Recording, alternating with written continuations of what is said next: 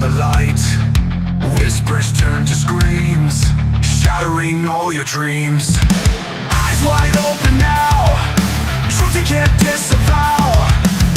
Echoes through the halls, crashing all your walls. Truth seekers, exposing the truth. Truth seekers, coming for you. Uncover the lies, open your eyes. Shadows try to hide, no place for them to bide. Light will pierce you through, reveal what is true. Running from your fears, can't escape the sears. Truth will hunt you down, tear apart your crown. Truth seekers, exposing the truth. Truth seekers, coming for you. Uncover the lies, open your eyes.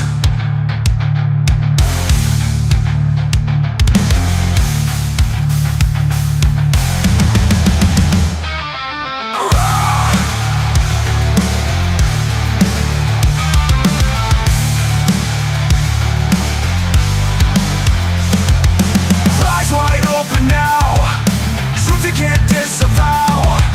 Echoes through the halls, crashing all your walls. Truth seekers, exposing the truth. Truth seekers, coming for you.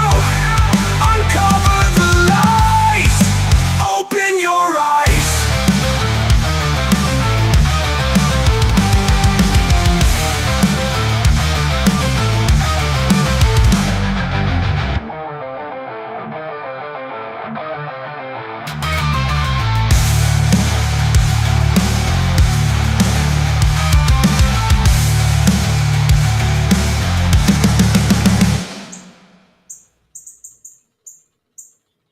Greetings and salutations, friends, and welcome back. We've got a really great show for you tonight with a great guest that I'm super excited to talk about. We were just talking before the show began about my own history with some of the things that he is very into.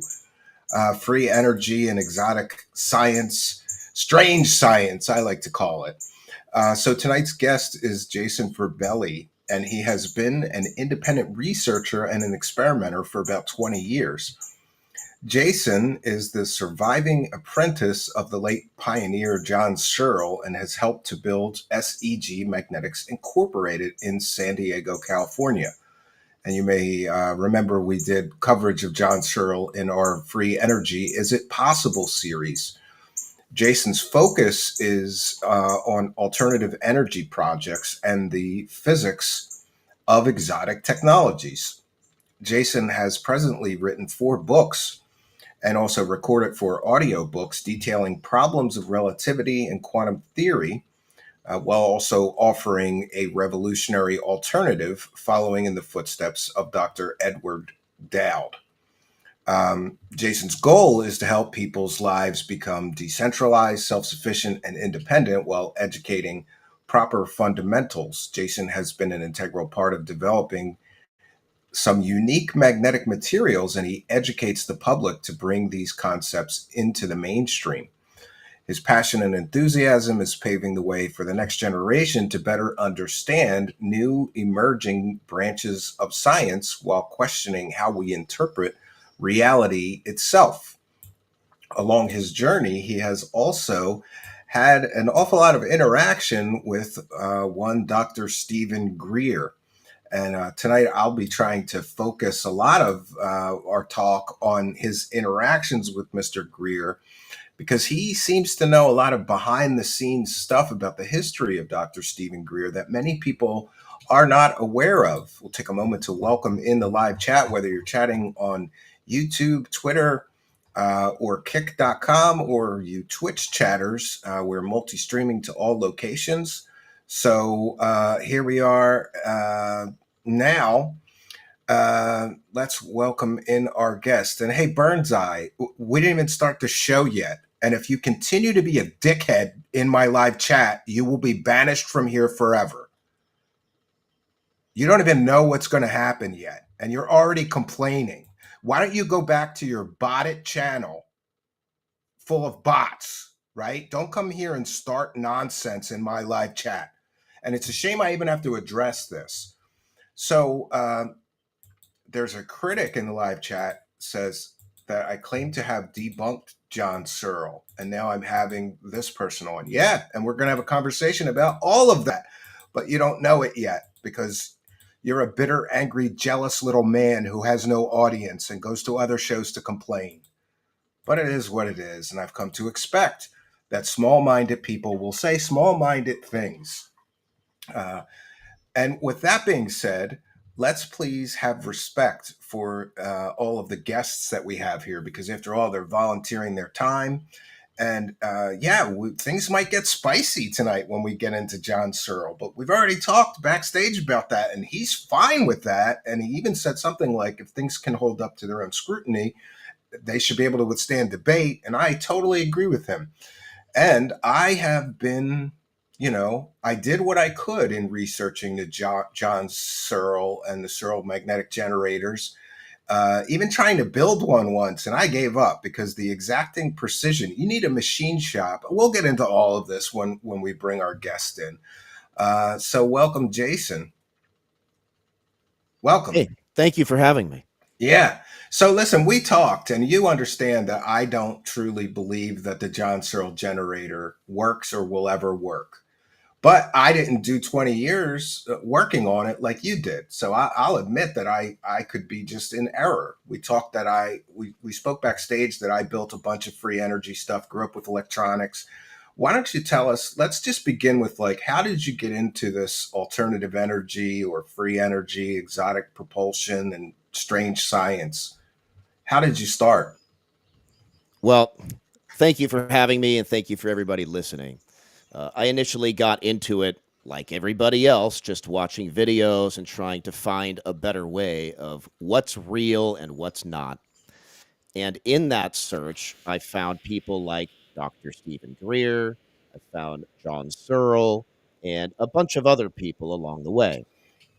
So I tried to meet with the people who I scrutinize, and in trying to invalidate John Searle specifically, I ended up validating a lot of his claims and doing things in the lab which happened to work out. So that led me to believe that there are projects that have more than meets the eye and that could probably produce results that can benefit us all.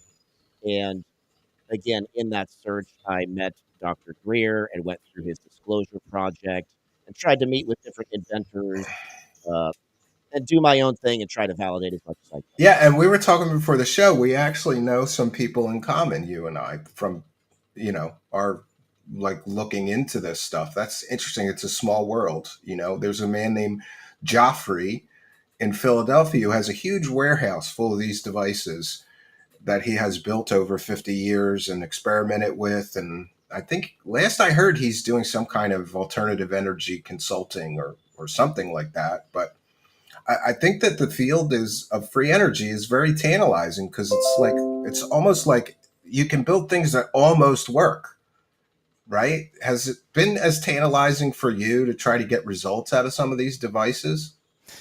Yes.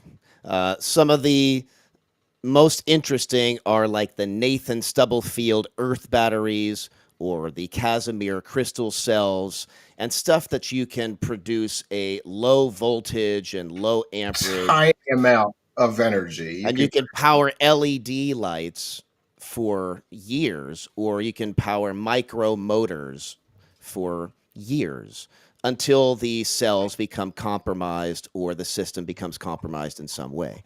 Or you have to pour more acid on the galvanic cell or water or whatever it happens to be. It requires more it needs fuel. some kind of maintenance or input. But yeah, but Constant. Yeah.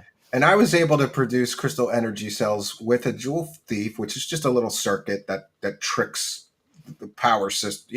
Takes that little Flashes bit. it really Yeah, quickly. yeah. So with that, I was able to keep an LED lit for years in my shop from this little crystal energy cell that I built.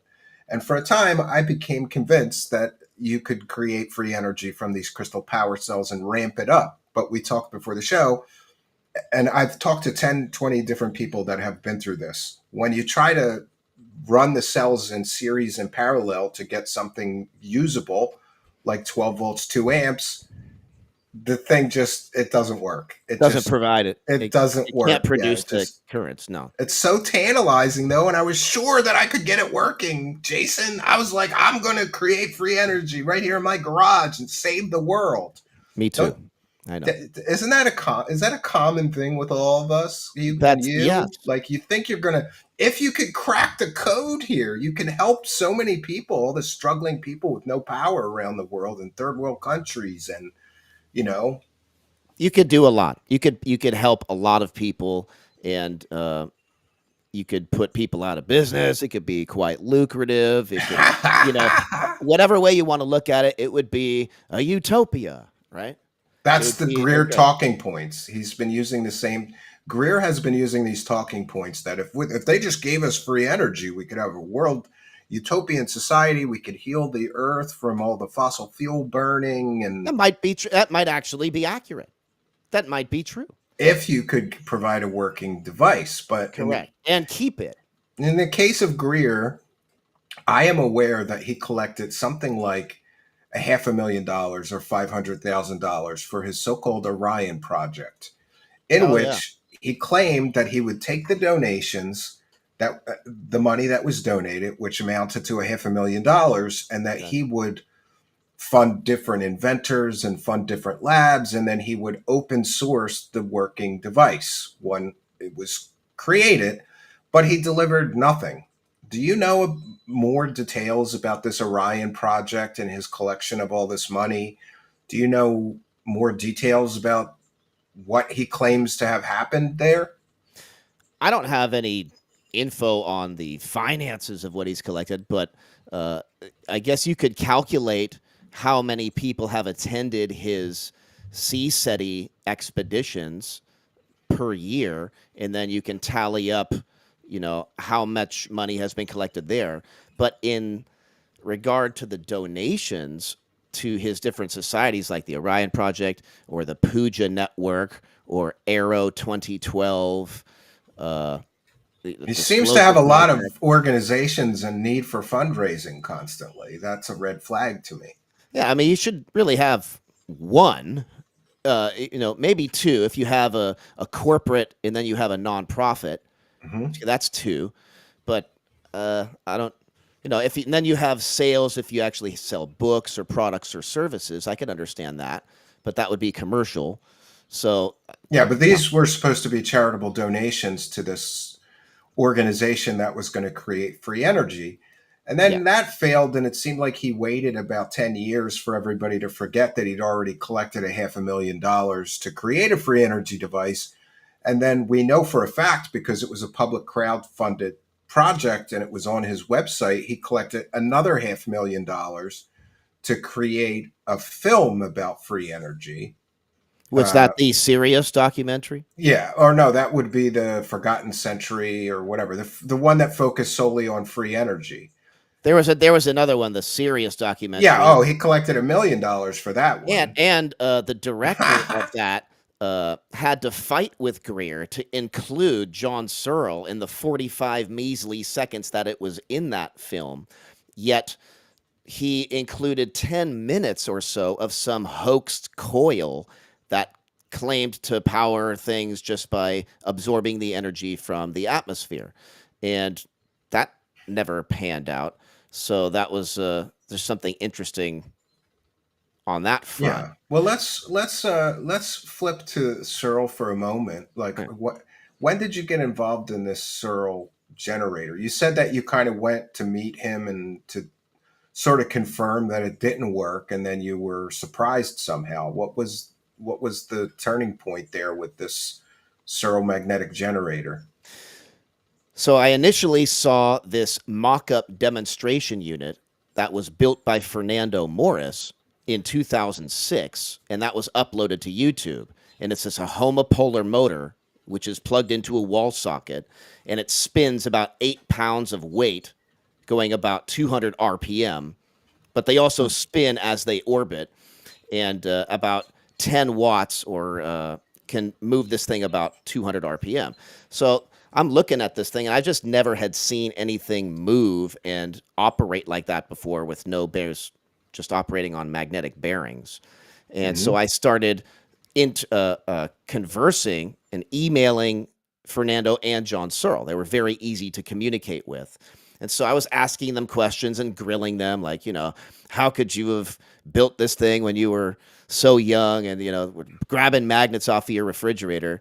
It's like, no, that's not how it worked. And he started interacting with me and letting me know the reality of his claims rather And than the uh, putting words in his mouth or whatever. well, So, I think there might be a lot of mythology built around him that storytellers have sort of contributed to. yes, When it comes to Searle himself, you called him Professor John Searle. yes. Have you like seen his education, and what was he a professor of? He earned an honorary professorship while speaking in Zurich and in Germany and Australia and different places. While he was in Zurich, there was a group of scientists who voted to call him Dr. Searle. And so they said, he doesn't really have enough medical training to be called doctor, but he does have an incredible amount of knowledge, and he's giving these lectures which seem to be on par with our own prowess in science. So let's vote to call him some official title of professor. So they voted to call him professor, and that was unanimous. So he was known as Professor John Searle since then. Not like he taught in an actual university. It was an honorary title that he adopted for the rest of his life. Do you know what his actual education level or what he was actually educated in was He though? he wasn't. He was an abused and abandoned orphan who was left to his own devices, beaten until he was deaf in one ear and mostly deaf in the other. And they figured, well, he can't hear us anyway, so might as well not deal with him and bother with him. So, in that, he thought about the universe, atomic energy, and his reoccurring dreams that he had from ages 6 to 12, which then led him to all of these crazy claims about being able to convert the surrounding energy to a ordered state and produce electricity. So all of that was just from his own dreams and working with electronics as a prodigy and a savant. When he was growing up, he would go to different places like a movie theater, and they would have machines that they just couldn't fix. And within 5 to 10 minutes, he would locate the problem, troubleshoot it, and fix it wherever he went. So, in that, he earned a job at the largest industrial electric plant that ran all of London as a supervisor. They felt that he was knowledgeable enough to supervise the electric plant. So while he was there, he was making crazy claims to his coworkers about these reoccurring dreams. They said, shut up, get out, or prove it. So he said, I like my job. I can't stop talking about it. So I guess I'm going to just demonstrate it. So while he was there, he used their multi-million-dollar infrastructure, modified their decommissioned 12-foot magnetizer with mercury rectifier tubes and analog equipment that doesn't exist anymore, and then used the factory workers and all of the engineers who were much older than he was. He wrote down these shop notes of these tolerances. Here, make this for me. And he said, okay. So they made it for him, went through trial and error over the course of months, gave him these finalized pieces, which were then pressed from powder using a multi-story ton press. And then he brought those pieces home, assembled them, and claimed it worked better than expected. And as the story goes, it wasn't just free energy. There was also some sort of anti-gravity effects. Yeah, he Is claims that that there was gravitational anomalies when he first tried testing it out. He plugged in a light, it cooled down, he said, and spun faster. He plugged in an iron, it cooled down and spun faster. And then he plugged in like a cooker, and he said it spun so fast and cooled down, and it lifted off of his table and then lifted to the ceiling, and he's so scratching his bust head. it through the roof? No, that was another time. Okay, Uh, that was a different time. the first time it went to his roof, and he claims it was just pushing against his roof trying to just keep going up. So he goes up. That's funny because no one taught him that's not supposed to happen. He said he went and tried to grab it, but his hands froze and sort of electrostatically clung to the device. He said he couldn't let go. His landlady, he said, was present, started beating it with a broomstick, and then poured hot water on his hands, and this thing like slowly settled down on the table, analogous to when a magnet is levitating over a superconductor, and then it heats back up and settles back down Settles again. back down. Yeah. It's I want to like the thank Meissner effect or whatever. thank Yeti Orcott News for one for the goal. Says perfect timing. Glad you're on tonight. Self of Phil and Ralph. Yeah. That's a different story. Zero says, hope is one hell of a drug.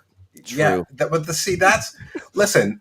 Sometimes I'm very harsh on a lot of people like John Searl, but then I have to recognize my own fascination with this kind of strange science and realize why some people. But I guess let's just get the Searl stuff out of the way. Okay. Yeah. The problem that I have with Searle is that he collected money for decades and was never able to reproduce any of the effects that he described to a reputable company that did weights and measures or some kind of, do you know what I mean? Like if you're going to say this thing produces free energy, then somebody should be able to go to the device and measure it and confirm that it is producing more energy than it takes to start it. No. That's never been the claim. Over unity and perpetual motion has never been the claim for John Searle. He Okay. claims there is a proportional conversion of surrounding energy. So you can only output what you convert that's already available. There's no more out than in. That's violation of thermodynamics. Okay, so I'm incorrect then. So, but with that, that is his claim, is that there is no over unity or perpetual motion involved with the device. It absorbs what's around it and compresses 3 dimensions worth of electron internal kinetic energy and confines it to 2 dimensions, which then accelerates it and spring loads it in a wave-like manner analogous to a laser or a Bose-Einstein condensate. And it does so like Saturn's rings, and then the awaiting pickup coils collect that internal kinetic energy, and it induces a current in the coils, and you get electricity. well, and just for the benefit of anybody, this is a little complicated, but energy is generated by like a standard electrical generator by spinning magnets, right? Yes. Around and coils. Correct. So John Searle, though, kind of claimed that his magnets just spun on their own and didn't require. No, they required external energy, but that external energy is the temperature that we take for granted all around us, which is, he says, disorganized energy and Brownian motion in 3 dimensions. And all of that knocks into the device through the magnetic field and electric field like a Newton's cradle, and it converts all that randomized static into an ordered sine wave dependent upon those undulating magnets that are rotating, which is started with a push. Because if you spin a motor, it generates a current. If you put current into a generator, it spins like a motor. So if you spin the actual unit, it generates a current, but after a certain RPM, it will generate eddy currents, which then facilitate this magnetic bearing effect. And once they lift off the surface, they accelerate to an idle speed while collecting new electrons from around it, which is why it continues, because it's absorbing from around it, like Hoover Dam. It rains into a reservoir, the current flows through the turbines, and then the sun evaporates the runoff, and then it rains back in the reservoir. So That there's a makes cycle. sense. Yeah, Powered by the makes sense. external sun. So that's the theory of Weren't operation. we talked a little bit about this? There was a Russian team that tried to reproduce this. I'm aware of a few other people that I'm aware of that have tried to reproduce this. There's a guy on YouTube that was trying to build it. There's probably 5 guys or 10 guys on YouTube. And they got their information from my videos. A lot of Yeah. them. Well, listen, I'm not discounting that there may be something there, but don't you think that's what I want to find out. That's don't why you I'm think building that a lab. some of his claims, though, like they had the flying saucer that he was building, and he took money from a bunch of people for that, and then he showed a picture of it. That's about it. But And then it wasn't claimed in the picture that was shown. he never really wanted that picture because that picture was taken by a man named John Hocknell of the press in London, and he had this model that he had on his desk of this UFO IGV model that he wanted to build. And they said, "Oh, let's hang this from a string and make it look like it's flying over your head for the pictures." He said, Oh, I never heard this part of the story. and so he said, "No, no, it'll look good, really." He said, "Okay." So he let them do that, and the pictures that you see of the UFO flying are the model that he had on his desk, and I have images of the actual model that he used, and they did perspective shots to make it look like it's a UFO flying. Yeah, and But I have that here. I'll try to share it just exactly, for the that's a audience to. model. That is a model that he had on his desk. Okay, see, I've never heard this part of the story. I thought that he had claimed that this is the thing flying above him. No, he did claim that he had an 11-foot version called the P-11 that he did claim that he flew an unmanned unit that was ham radio controlled. He said, and it was he called it his levity disc, and the BBC has a copy of him either flying it or working on it, and they have a master copy of that, and that is I have that. It's master clip 2B00227A1 underscore XXX, and that's listed in the BBC archives under Searl's levity disc, and there's 3 parts to it. It's like 9.5 minutes long or something. And so they claim that they have footage of Searl working on this or flying it in around that time.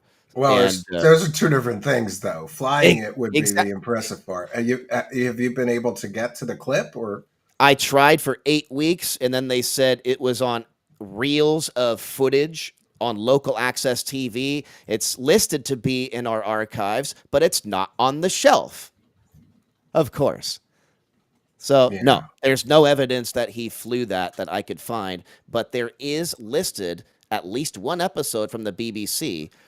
John claims that they did weekly pieces on him for over a year, and his efforts on building the unit, which ended up flying around in the late 60s, which he said scared the entire town of Warminster, and they called it the Warminster Thing. And there's documentaries on it, and people thought it was aliens, but allegedly that was the work of John Searle's rotating superconducting disc. And do the you cops believe? saw it, and everybody. Do you personally believe that he really got this thing to fly? If he, yeah, man, yeah, I do, because of everything that has happened to work out so far, and those Russians that you asked about earlier, Rostjan and Godin. They claimed to have generated Mass gravitational cancellation effects. Well, Mass cancellation well, effects. that's what they attributed it to. There is no actual mass cancellation, like a magnet levitating over a superconductor. It doesn't lose mass as it's levitating. It's pushed up and repelled with all of its weight.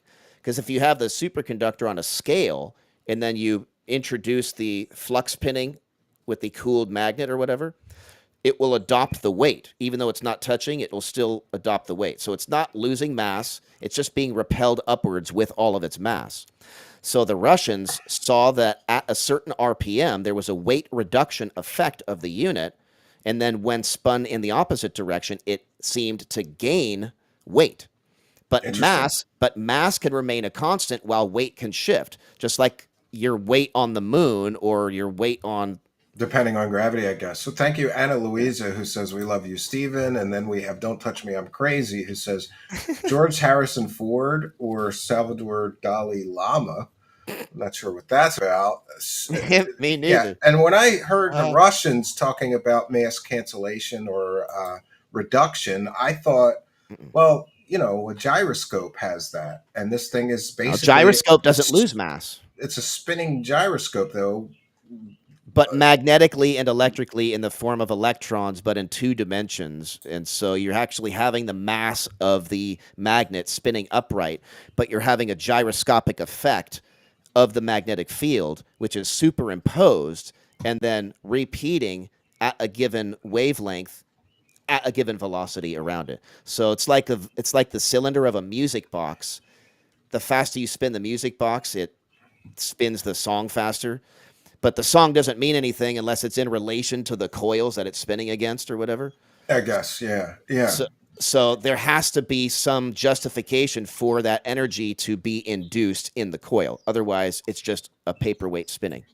Well, let me ask you then, because you start a whole company to kind of try to make this work, right? Because it's viable, because the magnetization process has been duplicated unlike anyone else in the world, which we can repeat. And that magnetization is like making a magnet like a tuning fork, not just a north and south, but there's an additional waveform that manifests once in rotation in relation to a coil. Okay. So how far away are you from a working prototype? About 80%. It takes me 1 month to make 100 magnetic rings by hand on a hand lathe. And you can only make one at a time. But by the time I get to that 100, I have broken, shattered, chipped, or compromised those rings. So I have to aim for 200 in that 1 month. So if it takes me 1 month to make 100 rings and we need 5,000 of them to test out, and if you chip half of them by the time you get to the 5,000, you have to aim for 10,000 rings. How many years of machining is that?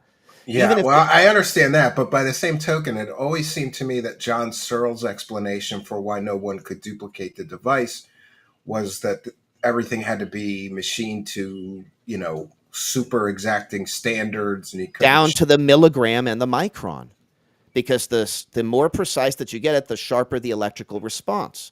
But he was using powders in a homogeneous unit that he just mixed together and then pressed them using a multi-story ton press.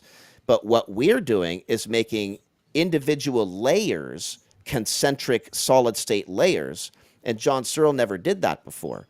So what we're doing is ideal for commercial mass production, whereas pressing powders is not good for yeah, that's not a good way to, that's not, because it's hard to get that exacting standards when you're just pressing powders in a press. And the sizes I gotta might say, be then different. I will try There's to keep more an open to it. mind. There's I'll more try to to keep it. an open mind. It's worth further investigation, and that's what we're doing. The end goal of the project is to achieve these electron emissions that John says once you put everything together and you spin it up and it goes past a certain RPM, once they get that maglev magnetic bearing effect, they will accelerate, and then the neodymium, the rare earth, will start to absorb electrons from around it and then confine them in 2 dimensions, spring load them. So they goes from fermion to boson, evaporate, condensate, but on the subatomic scale, so-called quantum. That's the claim, and that's the end goal. I believe it, and I've dedicated myself to it, and everything that I've done in the lab has justified the next step.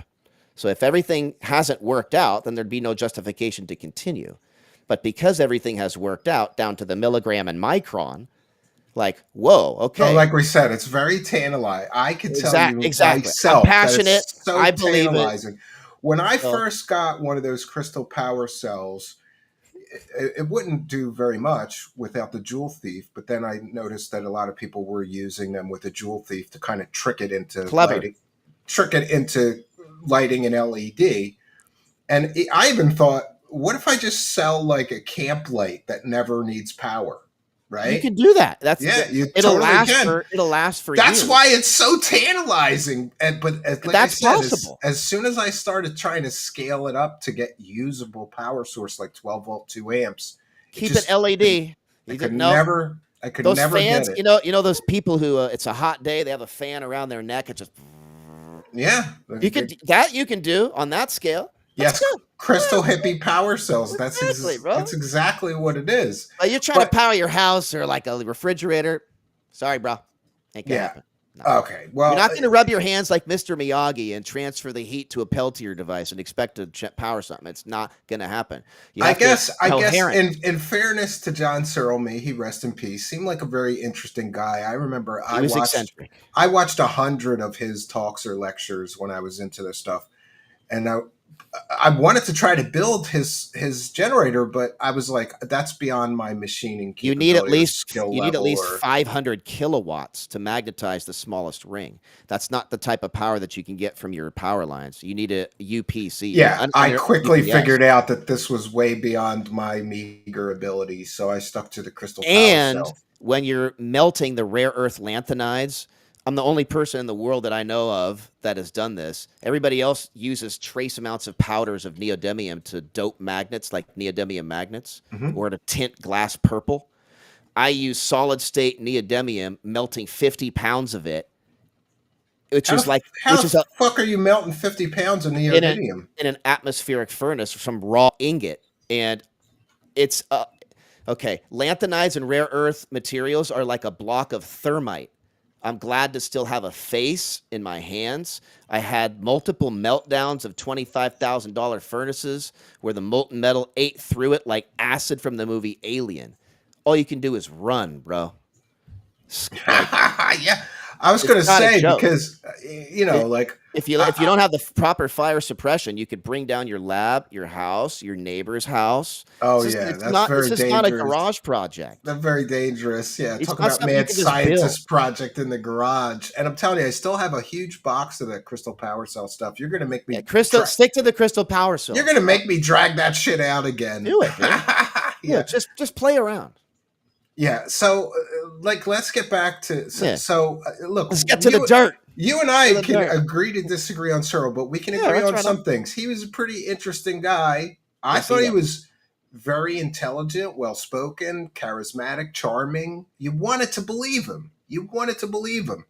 And if I judged you, I wanted to. So that's why I'm doing what I'm doing because I want it to be real. well, you've And dedicated everything I'm years of your doing life to it. says That's it's no real. joke. So That's no yeah. joke. Dedicating years of your life to it, Yeah. right? Yeah. So until I saw that, it was crap, then I'd be like, okay, thank God I can move on to something else. Jesus. Oh, But it people never got are. to that point because it's like for Yeah, real. well, we can maybe yeah, we could have a whole We'll talk show just more. on the free energy, but We'll talk well more.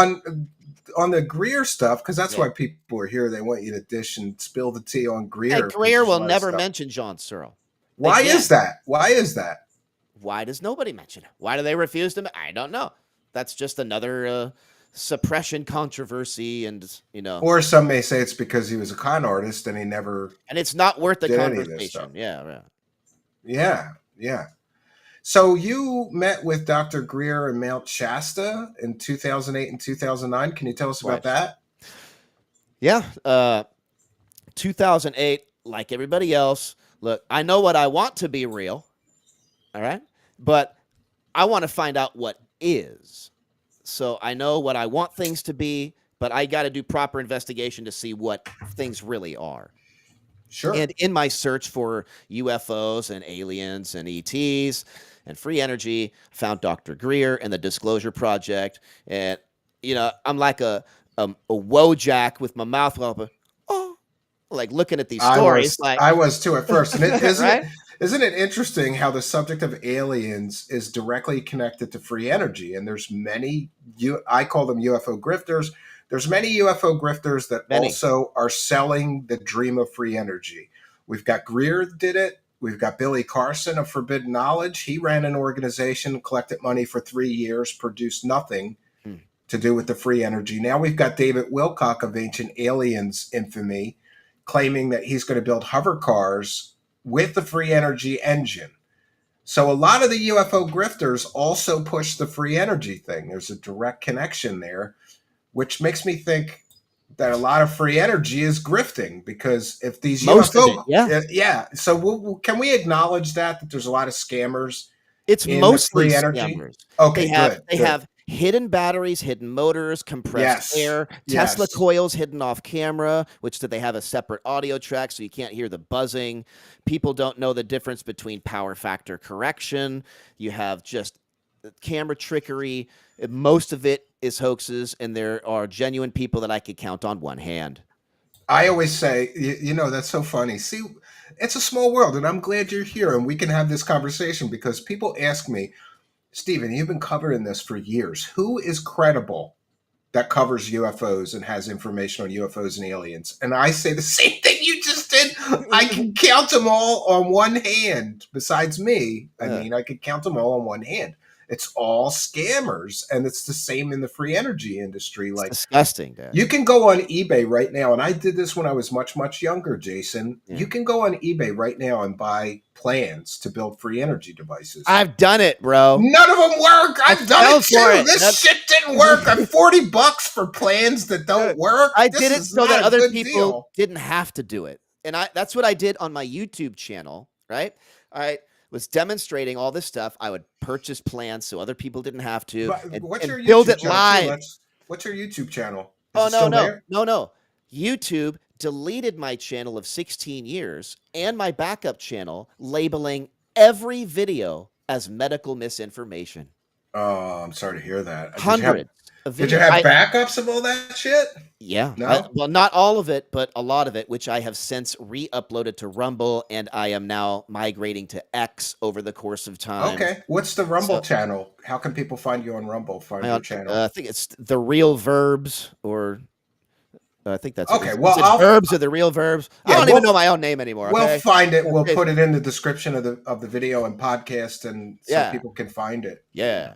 So you can scrutinize all this. No, but you know what? Stuff. You know what's funny? YouTube is so run by AI algorithms. I don't want to get in trouble. Praise the AI algorithm gods. Find favor in us. We are not speaking ill of you, but I know people who were critical of something and they got their channels deleted because the algorithm, like you were doing videos on free energy debunking the fake stuff. The algorithm doesn't know the difference between you investigating and debunking this fake free energy device and you promoting.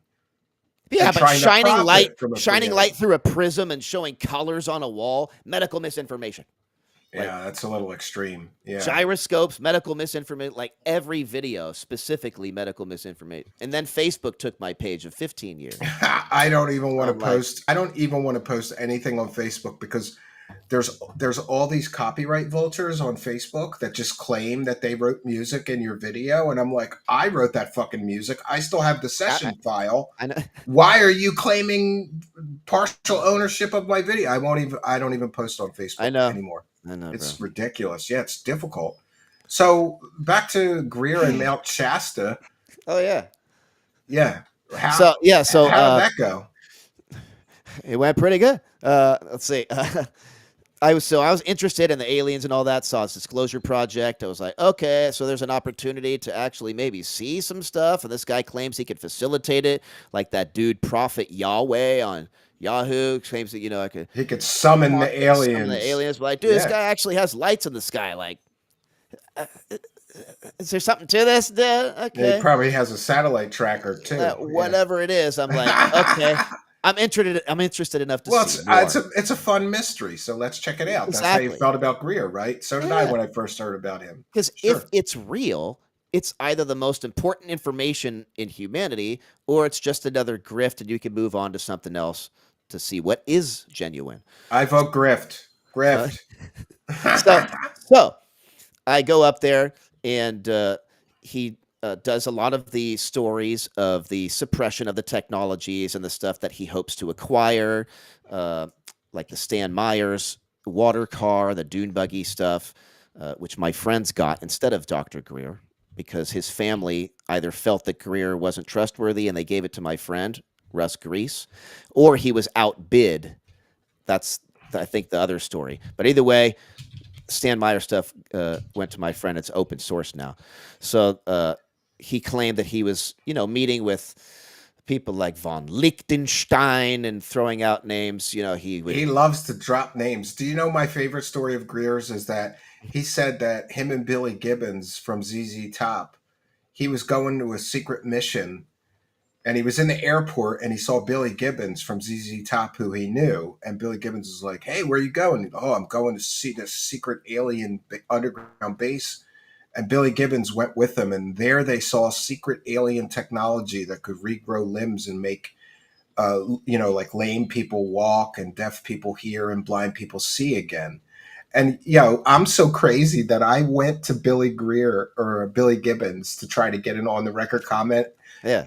And finally, they realized that like his publicist realized that Stephen Greer was just making up shit, and he didn't want to shit on Greer because they were friendly. So, but he claims he went on a secret mission with Billy Gibbons from ZZ Top. The hell? Yeah, Maybe I heard that. Maybe I blacked it out or something. I don't remember. it's in one of his documentaries. I, Yeah, I probably heard it and I just forgot. But I might even have it on film because I there's like so filmed much. about 12 hours when I was there with him. He says so much shit. Yeah. But So, what was the experience like at Mount Shasta? Did you see the aliens and the UFOs? Did you think it was genuine? Did you think it was a scam? Do you think he was using trickery? so okay, a lot of the things. And how much did you pay? How much did you I pay? think it was like 2,400. $2,500 to see some 2,400. 2,400. Okay. Okay, but that's not including the hotel that you have to pay for at the Alpine Lodge or whatever hotel is in the area there. So just the 2,400 was just for him. Was just for to attend the Event. study And then expedition. meals and entertainment, or meals and lodging, you had to pay separately. Yes. Wow, pricey trip for probably like 3,500. But that was, altogether. I think it has doubled since then, and they might only have half the people or the I don't know what the deal is anymore, but that's what when I went, I paid 2,400 because I was so interested in seeing if it was real or not. So when I was there, it was a lot of the stories about the suppressed energy and stuff like that, and how he has been involved or has been trying to get involved, and then a lot of meditation techniques and just sitting in and meditating, because that's part of the CE5 protocol is the meditation. Do you know he stole all of that from Transcendental Meditation, and he was a Transcendental Meditation instructor before being a UFO guy. Did you know that? He said stories about that as well, and about interesting. And about meeting with gurus who then imparted their wisdom unto him, and then he applied that, and he was on top of a mountain and he was meditating and got weightless and then ran to the bottom of the mountain or whatever. He's told a bunch of stories about meditation and stuff, and then do these meditative exercises. And then together you sit in a circle and you listen to him speak some more and some more. But it's good stories, But if you haven't heard them before, it's like enthralling and it's like great stories. So there are people who claim, oh, what is that? It's pitch black outside, right? Some people claim that they see things in bushes. Other people claim I can see things in a camera. And I'm like, I want it to be like, well, where? Well, where is it? one of the things that I caution people, like I knew a person who was going to go pay something, like you said, like $5,000 to go to one of those events. And I said, you need to be very, very careful, because when you're in that meditative state, you're very suggestible. And Greer is putting you in a hypnotic trance almost, and then telling you that you're going to see aliens. You're very suggestible. You have to be very careful. You could placebo yourself into seeing that's my what problem you want with it. to see. Yeah. It's you can confirmation your bias. You can confirmation bias yourself yourself. Yeah. Into thinking that you see what you want to see. And so being hyper aware of that, hey, I know what I want to see. I know what I want to be real. But Mr. Sauce did CE5 with Greer, and all he got was a crappy t-shirt. I was stupid, and it pointed at myself. Yeah, but back to, damn it.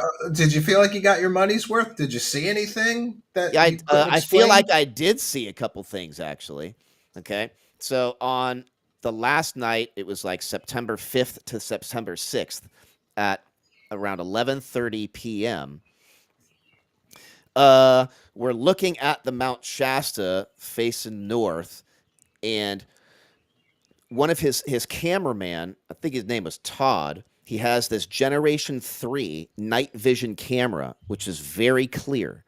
And what seems like coming out of the mountain, like out of the mountain towards the top of the mountain, were like lights that just like Close Encounters of the freaking Third Kind lights, dude, coming out, and then it's just like hovering there, and I'm looking through this camera, and I have my own camera myself, which is like super like like a really crappy camcorder. And Well, I'm this must be back before he forbids people from using their phones and cameras. Did you yeah, know that? He because I won't got let it it. all on I got it all on film. Oh, we want to see that sometime. Yeah, That'll be but interesting. here's the thing. So I have a super crappy camera Yeah. So that it's just with little dots in the but not distance. even Yeah. dots. I'm trying to film his viewfinder of his really good camera. So I'm trying to like just film his viewfinder because we can see everything that's like going on the viewfinder. So we're seeing these lights in like with your regular eyes and binoculars. There's these lights, and it's hovering over and starts hovering over the trees, like about a mile or two line sight from where we're all going, and then lowers down in the trees. I'm looking through my own binoculars, and this shit looks like a little Jetsons vehicle, like a little domed little flying saucer with little windows around the rim and lights all around the rim with one strip of vertical lights, which I assume was the back end of it. I don't know. So this thing was like hovering there and like slowly spinning. And Greer got all of this on his film. And he's never shown the footage. He's never He's never, shown the footage he's of this. never shown. I've never seen any of this footage from the 2000 Mount Shasta trip where all of You this mean stuff 2008, 2009? 2008. It was in 2008. Okay. 2008, September 5th to September 6th, because it was 11:30 September Why 5th. wouldn't he share that footage if it was so good? Okay, get this. After about 30 minutes, this lasted for an hour and a half. After 30 minutes of this thing just hovering, it blips out and you can't see it anymore except on the infrared. So they're looking with binoculars, nothing there, but you can see it only in the infrared. So something was only putting out infrared light. Well, that's interesting, I guess. That's what Yeah. I'm like, okay, it's not a campfire. It's not hikers because it's way too high up on the mountain. And they were like levitating like a helicopter, but completely silent. But then it didn't move oddly or any acceleration, but it just moved really slowly. Like, what is that doing there? I'm like, okay. So I wouldn't put that's it. what I saw. I wouldn't put it past him to have Confederates with lighted balloons or something off in the distance. We know for a fact that Have to be a Jetsons shaped balloon. Well, there's many things that look strange. There's manta silver balloons. There's all kinds of stuff.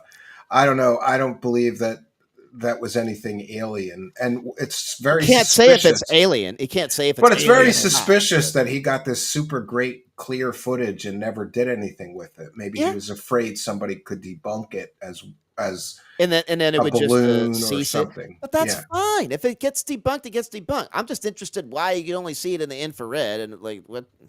And then after that, the lights went out from the infrared, and then it was done. So like, everybody, 44 people saw it, so it was a mass delusion.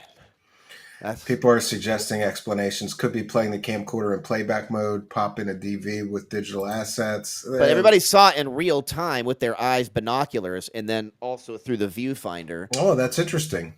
So I saw it through my binoculars in my eyes, and then after 30 minutes, only could see it through the viewfinder. And I had a note here that you talked to him at that time in 2008, and he had never heard of Project Bluebeam, which is interesting because he promoted that conspiracy years later and made $500,000 making an emergency film about that. Must be nice. Damn.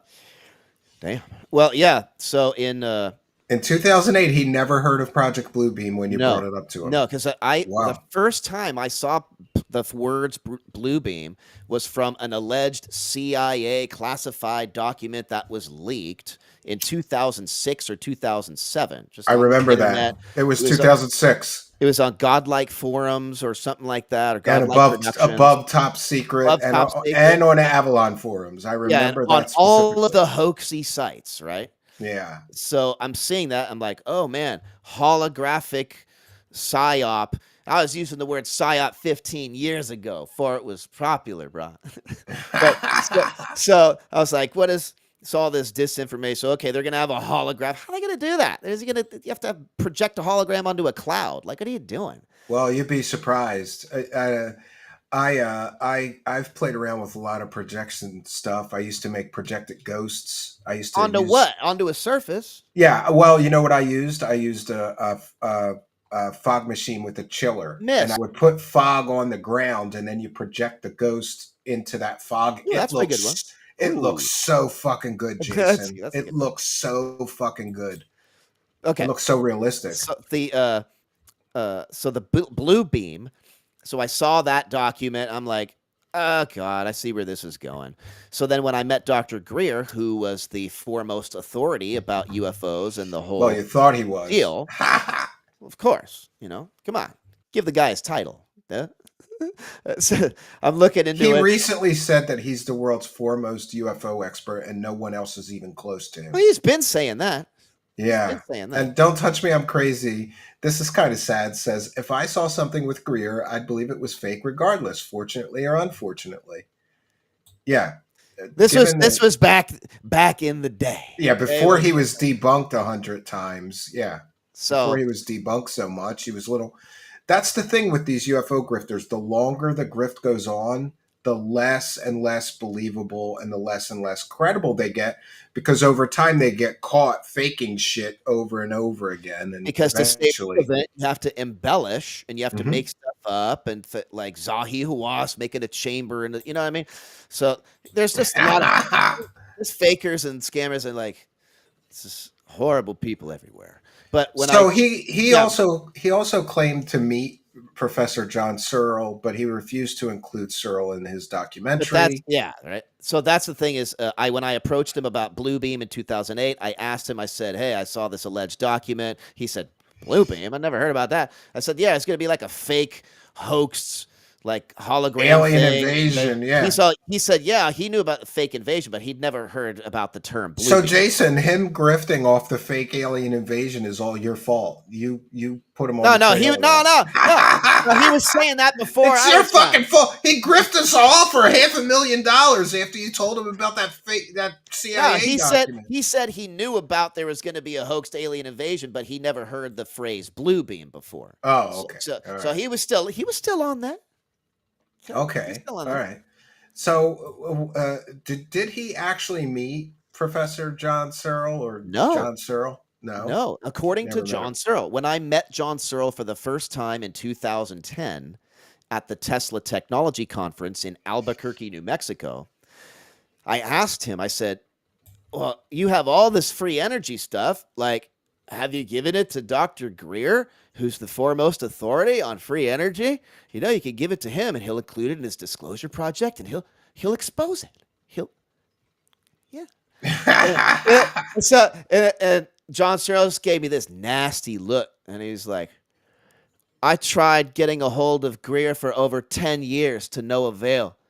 He just wouldn't answer my calls or emails. Yeah. So And for a guy who's claiming that he's researching, he doesn't even want to talk to one of the most famous free energy guys. like, yeah, That the doesn't make any sense, right? no, no, it doesn't make any sense. So I'm asking him like, wait, but he says that in the 90s he met you, and since you didn't have a working model, he said he was forced to move on to other inventors who also don't have working models. Yeah. None of them So why have. don't you mention John Searle at least? Nobody has working models. Yeah. No, Yeah. no, Nobody no does. way. Thank you, Okay. Sandra McDonald, who says my ex-husband thinks I'm an alien. Very handy. Yeah, well, ex-husbands do that. And then there's the whole thing with Dr. Jonathan Reed, who is a fake doctor, claimed that he encountered an alien in the woods, took it home, put it in his freezer, it killed his dog, and Greer actually did meet him, right? But he claimed he never did. That's another case and another show. Uh, yeah, so Dr. Jonathan Reed claims that he was a professor of psychology, doctor of psychology at University of Washington Medical Center, working with troubled youth. He And wasn't. He so wasn't. His when education was fake. His whole work history was fake. I spent months deep diving that guy. He was fake, and he made up his whole story with the guy local to him that worked at the local like gas station convenience store, who later ratted him out as being a fake doctor who never went to I don't know medical about that school. one. Yeah, he's a complete fraud, that guy. So And I just want to see somebody duplicate the photos of that damn thing. That'd be nice, please. well, he was kind of a enthusiast of special effects and science fiction, so he researched how to Well, make. that's a pretty good one. It ain't Yeah, paper mache. I'll tell you that. It's not paper yeah. mache. It's actually a wireframe mannequin, foam mannequin that he added the head parts to. Like I tracked it down. We did a whole show on that guy, and I think it's funny though that every once in a while that Dr. Jonathan Reed pops back up and he does like the UFO podcast circuit, but nobody takes the time to call the schools he claimed to go to and verify his employment and his education. It's all fake. Gotta do footwork. Yeah, and the funniest thing is in his story he claimed that the dog died, like the aliens killed his dog, Ripped it but in half, and then I it talked just to his swirled in on itself. no, I talked to his parents' next door neighbors.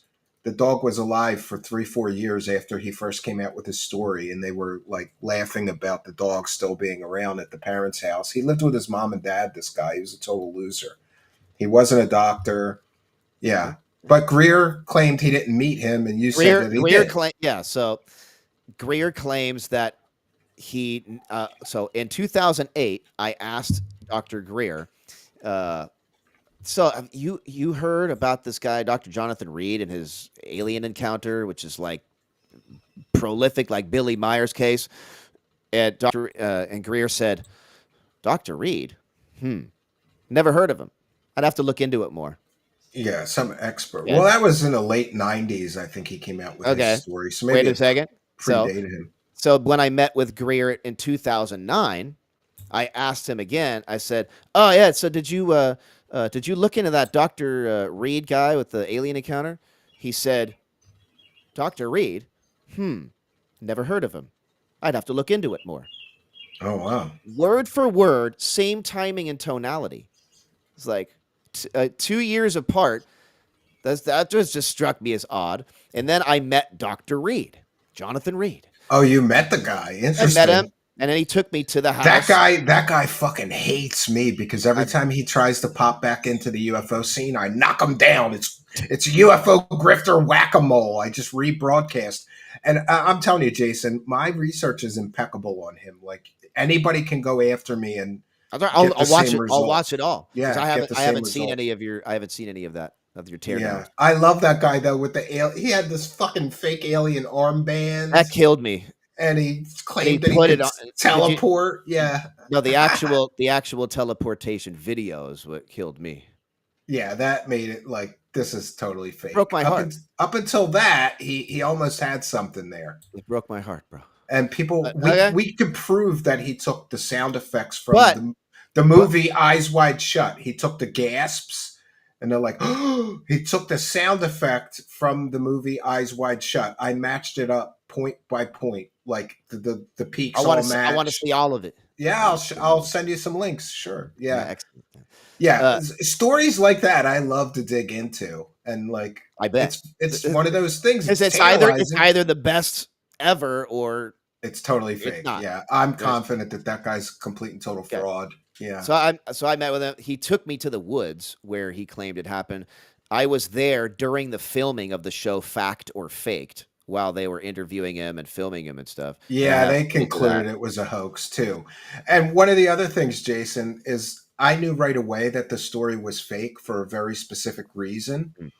When he showed the spaceship in the woods, the pictures of it and the film of it, I recognized it instantly as a magic illusion. It's called Super X levitation. He used a very common magician's technique to make something appear to be floating. And I used that same technique doing magic shows for kids.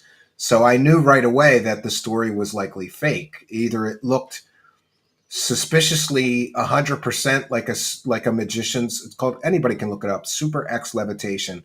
Hopefully a bunch of Like magicians don't David send me hate Copperfield. mail. Yeah, hopefully I don't get a bunch of hate mail, but it's a very Of course well-known you will. magician. Yeah, Yeah. very well-known illusion. So that is what made me instantly very suspicious of that whole story, because I looked at it and I went, that's a Super X levitation, I'm sure of it. And then, I could even reproduce it, but I never bothered to. But Eh, So yes, so the tell us point about the point meeting him. about Yeah, that that's interesting. the point about Jonathan Reed is that Greer said, Dr. Jonathan Reed, never heard of him. Have to look into it more. But when I met Jonathan Reed, he said that Dr. Greer was present at the 2008 International UFO Conference, or a conference around that time when Reed was presenting his evidence and giving Doing the UFO circuit. and Yeah. doing the UFO. And so he says that Greer was standing there in the crowd watching the presentation, and after the presentation was over, he met eyes with Greer, at which point Greer quickly moved away, and he said he literally pushed people out of the way in the crowd to get away. Hmm. That's what Jonathan said. Well, that's pretty interesting. So he claims to have met John Searl, but John said he never met him. And then he claims to have met Dr. Jonathan Reed, or not Or met not Reed, met him when he was but he standing right in front actually of him. Yeah. did. Wow. So those are Wow. two contradictions. And then there's the one of my favorite things about Greer is that he claimed, for example, that two members of his team got assassinated. And I looked into those cases, and it turns out he did have two. Sherry Wodomak or something like that. Yeah. Alamac. Well, the people that worked for him that died, they died of natural causes. Cancer, I think. But he says that I think that they beamed the They beat cancer the ray. cancer into them or something. But come on, and by the way, that woman's family is very upset with Greer every time they hear him saying that, because according to them, she was suffering for a long time from a very slow progressing form of Sherry cancer. Adamac. That's what it was. That's correct. And her family's not very happy that Greer continues to grift off of their dead relative, because they claim Could imagine not. it was natural causes. It had nothing to do with, nobody got murdered. And by the way, don't you think it's a pretty bold claim to say people on my team got assassinated? Go to the local police in the jurisdictions they live. There's no investigation, and if you go to the coroner, both deaths were natural causes. But Greer has also claimed, apparently, that people are trying to assassinate him, and you know a thing or two about that. So let's get into that shit, because that is something else. Yeah.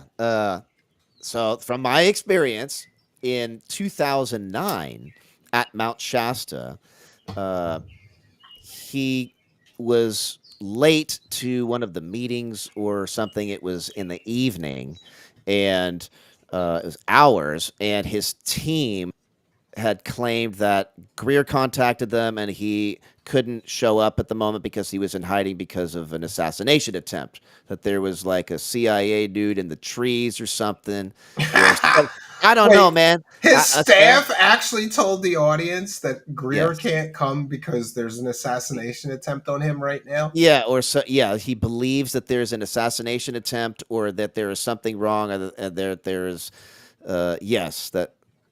that's what I heard, yes. and that's what I saw. So when you went in 2008, you paid $2,400, and then you went the next year. I went the next year because if that sighting of that thing coming out of the mountain and all of that, I'm like, okay, so let's try to duplicate this and see if we can, because if it's a science and it can be duplicated, right? It should be repeatable. So if it's a proper protocol, then it should be able to be duplicated, right? So I'm gonna that have would to be the scientific way to do it. So yeah, if you try to duplicate the results. So if you good go for you one for time, knowing that and trying that. Yeah. So if you go one time, okay, maybe it's a delusion, maybe it's something justifiable. Optical illusion, You know what I mean? satellite. So let's do it again and see if we can duplicate the same thing. And when I got up there, my engine of my car died, dude. I had to get towed back initially 100 like something miles. Oh, that sucks. The whole way back from Shasta to I have a log cabin 100 miles from my house, and I have to have premium, roadside assistance. And I one use them time, all. my car died, and I had to get drug 100 miles home. But luckily, Yeah. I got a really cool tow truck driver. I'm like, listen, this is a really long trip. He's like, this is half my day. It's awesome. And I gave him $20. I said, buy yourself lunch. Thank you so Yeah. much for Yeah. helping me because I got to get the car 100 miles home to get it fixed or worked on. That just Yeah. sucks when that happens. Oh, that Thanks. sucks. Thanks, man. Yeah. So that was a sign right there. But man, I didn't. The second time I didn't see Bigfoot. I didn't see a Squatch foot. Nothing. I You thought didn't see maybe anything at maybe all? there's some anomalous lights. I think maybe I did see there was an anomalous light. What looked like a satellite, but then it shined a spotlight to the ground from what looked like low Earth orbit. Like No, could have been. I've seen helicopters with spotlights before, but I've never seen something that was so high in the altitude with a spotlight. Wonk, wonk, wonk, boom. What Yeah, was that?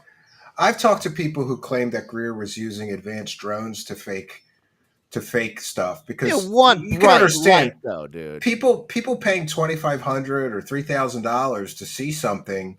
It's pretty disappointing if they If you don't, don't, right? right? So yeah, it would behoove somebody to. Oh, and the other thing that I thought that I saw were some lights in some trees that it seemed like there was maybe like a LED light or something, like in a tree, like here, here, here, here, Well, occasionally. that's But super easy to fake.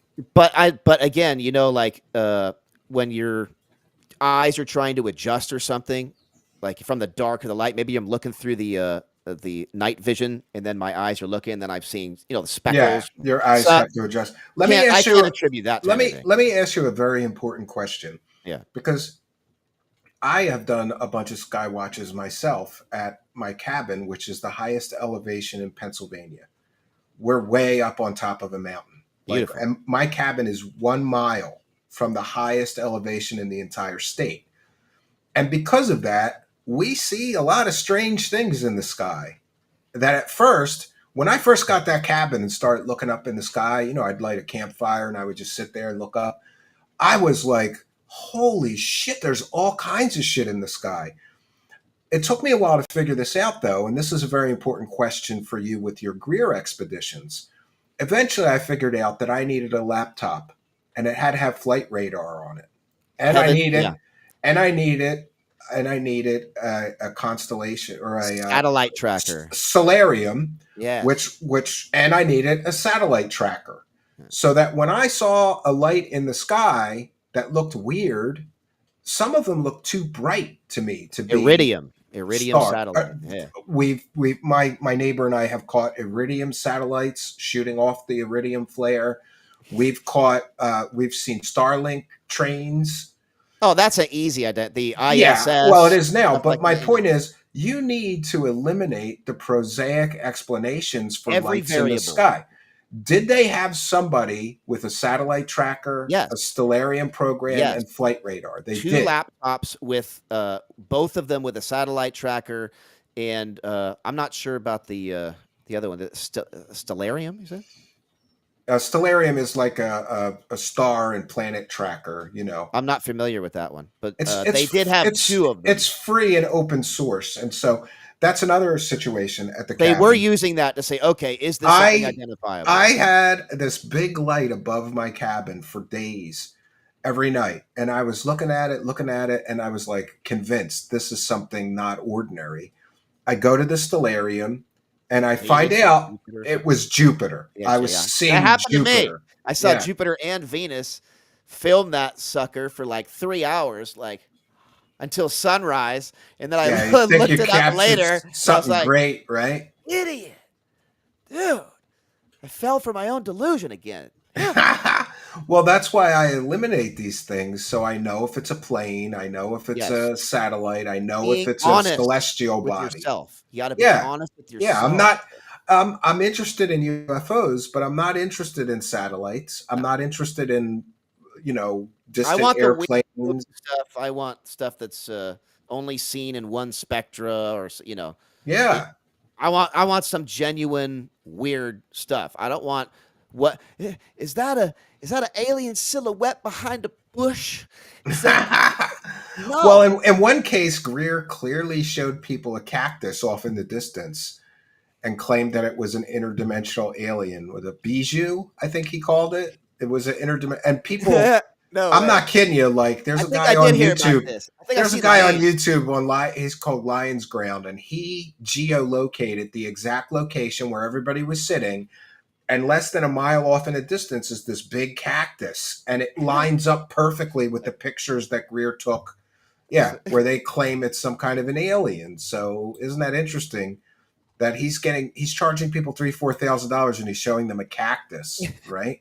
I see that And meme where he's like in like Wolverine holding onto the picture and stuff, and it's the Bijou. Like, assassination stuff is very interesting to me because I think it's a plot device. David Wilcock uses it, Corey Good used it, how come I and can't get any death threats? well, see, I think that it's a plot device, though. It's like, oh, my information is so good and dangerous that I'm getting attacked by the deep state over my UFO information. It's just a Yeah. plot device. They all like to play James Bond. And then I have a note here that Stephen Greer abandoned Joshua Tree guests, but then he was found dancing shirtless at a gay pride parade. Is that accurate? That's what that's what I heard. Okay. And I heard from at least two different people who were at that Joshua Tree event. Uh the story goes is that for like 3 or 4 days out of the 5 to 6 day ordeal or the trip, Dr. Greer was not present, and his team was starting to sweat trying to explain why he was missing. And they were saying that he was trying to lay low because of an assassination attempt again, Oh, again. and this was serious. And Turns out he was dancing in a wait a gay minute. pride So, parade, so shirtless. the Woo! story, the story, the story goes is that the people after day 3 or 4 were so disgusted that the reason why they paid to be there was not there to hear the stories and to interact and do meditations and maybe see something. So Greer's not there. Oh, I'm camping out here, no toilet paper in the middle of the desert. Okay, I'm going back to town. So people packed up their stuff and they went back to the nearest town near Joshua Tree. And two of the people, they swear, they told me personally, there was a gay pride parade at that town that particular week or something, and they swear that they saw Stephen Greer dancing or something in the parade without a shirt. And take that for what it's worth. That's all I could say. That's what I heard Well, from I don't know if you heard, but people that I find recently credible. there's been some new revelations that Greer is gay, and he wrote an op-ed about gay rights. And I don't know yeah, anything about and that. there's also a famous thing that's been going around forever, where like somebody claims they found his Grinder account where he was looking to bang dudes. So that's pretty shitty, right? And Duco's Literally? Alpha Ralpha says exposing Stephen Greer is always a praise the cash moment. Absolutely, and thank you, Ducos, and all of you for your kindness. Well, It, if it's true, because all I have is hearsay from a third person source. So that's what I was told, but from two different sources. So that's just what I got. and there's also something about payments from the CIA. Oh, Was that Greer? alleged, alleged. Okay. Is that Uh, did you know he claimed that the government tried to give him $1 billion to stop talking about aliens and UFOs, but he's such a righteous guy that he turned them down and he kept right on going with his disclosure well, you mission. pay somebody else to do it because you're not saying it; he's saying it. I keep the money, and the hell? Come on, think, brother. But what about did he claim that the CIA was trying to pay him off or something? No, the claim is again from a third party that someone who I know and respect says that their friend works with Microsoft in a high level and intercepted some either communication or saw payments or something or to the account from the CIA. I don't know how that would work. Is it on the check? Hey, from the CIA? Like, I don't know how that would actually work and look on their end, but that's the claim, is that some high-level Microsoft person happened to see payments from the CIA to Dr. Greer, but that's like third Yeah. party Well, hearsay. But that's what I heard. Yeah. Call it rumors and speculation. There's a lot of talk of people. People can make up whatever they want, Well, I don't know if but you know this, Jason, but there is verifiable evidence and history of real government disinformation agents infiltrating the UFO community. oh, for sure. I think there's a couple in here right now in the community talking to Congress. Well, I did a whole show on this. Like, listen, we had this woman Anjali who came out of nowhere and got huge in the UFO community. I busted her whole story as fake, original. That's the girl that went and saw aliens inside a secret mountain base in a tunnel. And I found the guy's house that she claimed she was at, and he said there's no tunnel. And but the I'm out of the loop on this one. no, man. but here's the interesting part. This woman, I did a deep dive on her history, including her military history. And it turns out that she was an information warfare specialist for the Defense Intelligence Agency. Not once, but twice. First as a direct hire to the DIA, and I have all her CV. And then she was a consultant on information warfare to the Defense Intelligence Agency. And here she comes into the UFO community out of nowhere, spreading stories about aliens and UFOs. And then we've got John Ramirez, former CIA guy. We've got Lou Elizondo, who's a former counterintelligence officer. There's just, like, imagine if any other community, like the comic book community, just got inundated with a bunch of government spooks all of a sudden. That would be a big news story. But here in UFO land, it's just completely normal that these people, Dave Grush, who's a so-called UFO whistleblower, he also worked as an information warfare and psyop specialist for the government before coming out and telling his alien stories. There's multiple. And then, of course, are there applications online for this type of job? I know. How And the then hell do you- Richard Doty, of course, I'm missing famously, out, bro. Richard Doty, of course, famously, he drove somebody crazy, and he was paid to do government disinformation into the UFO community. Man, I've been out of the loop since Spread Corey all Good this talks stuff. about blue chickens, man. I've been out of the loop. I don't know what's happening. Yeah, I'm the guy that busted his grift too. You know those depositions where he admitted that he made it all up? Oh, I haven't seen. I Yeah. just like. Well, I originally published them, and he was threatening to sue me, saying it was illegal for me to publish them on YouTube and all this stuff.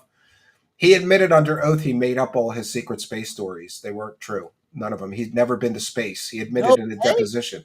Yeah. What? Yeah, he admitted in a deposition he'd never been to space. Never. So there's an awful lot of disinformation agents, whether they're just grifters or working for the government. Who knows?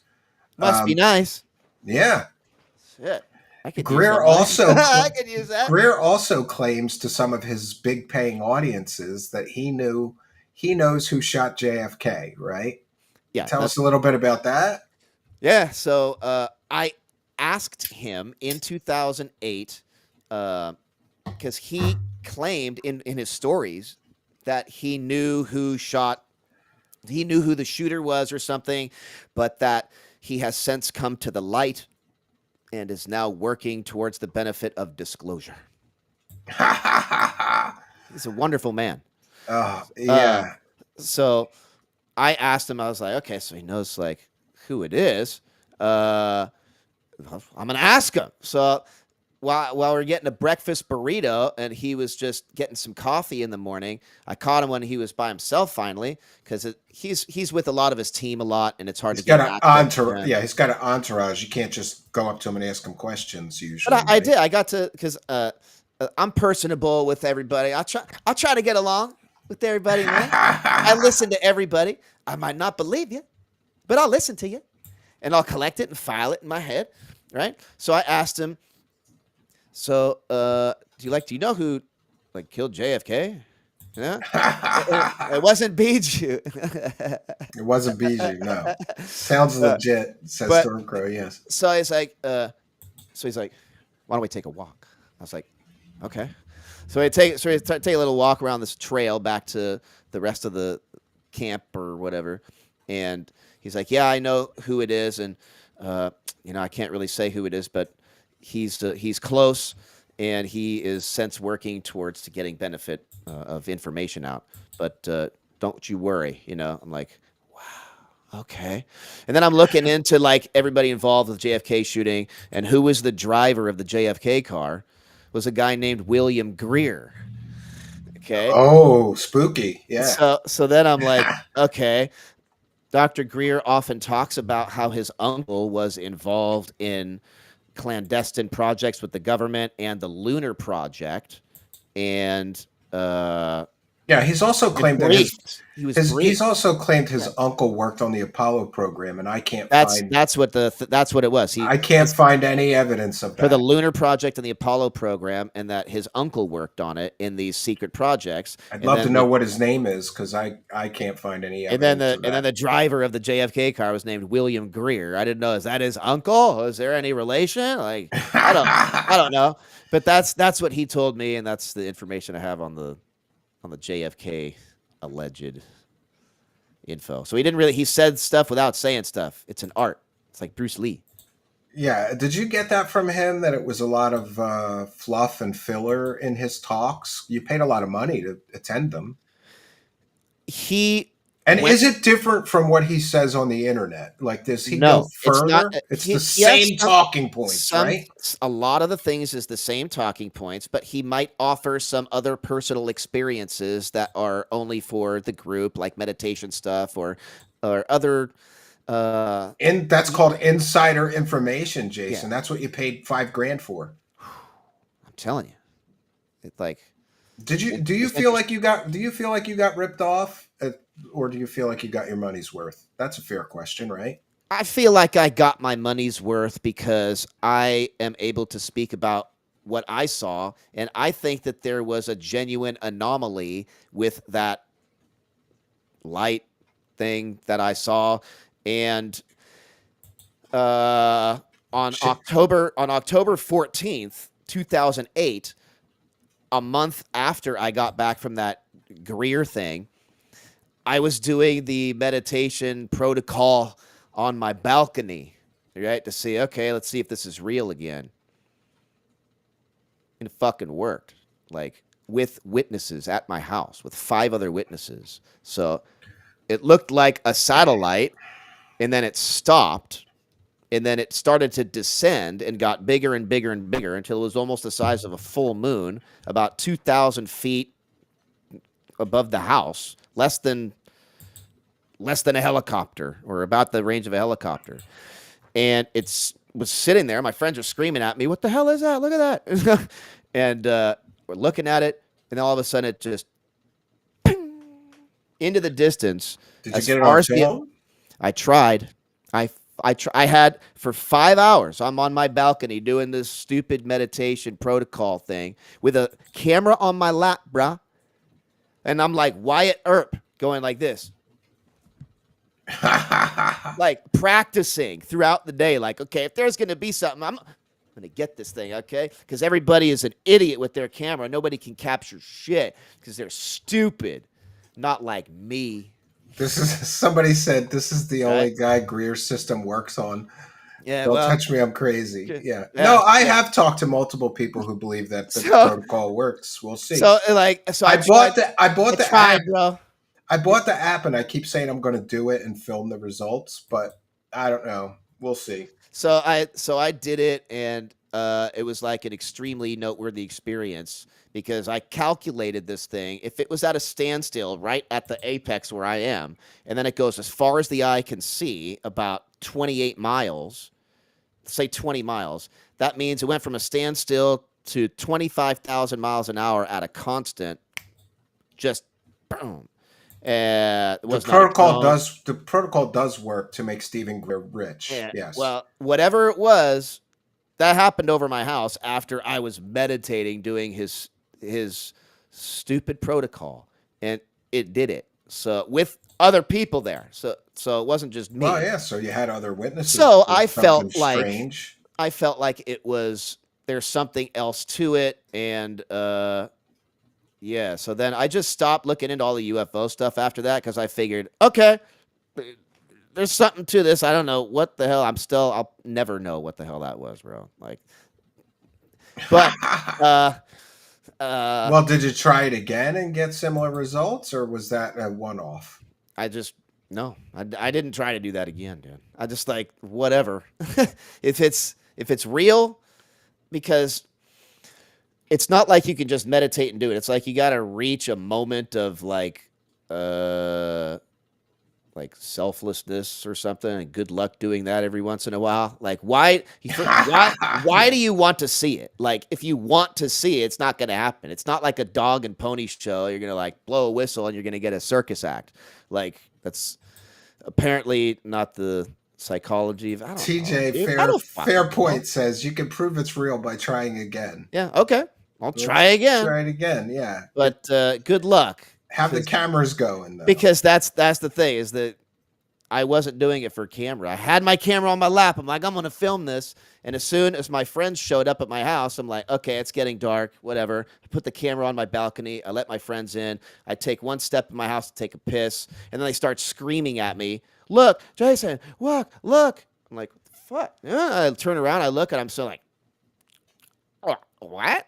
This thing descends over the house. So I dive for my camera on my stomach, and I'm like fumbling with it. I'm like, unless I'm watching it, I'm like, what the hell? And then then I'm like, oh, shit. You went in 2008 and 2009, and then you said then you had your own experience with the CE5.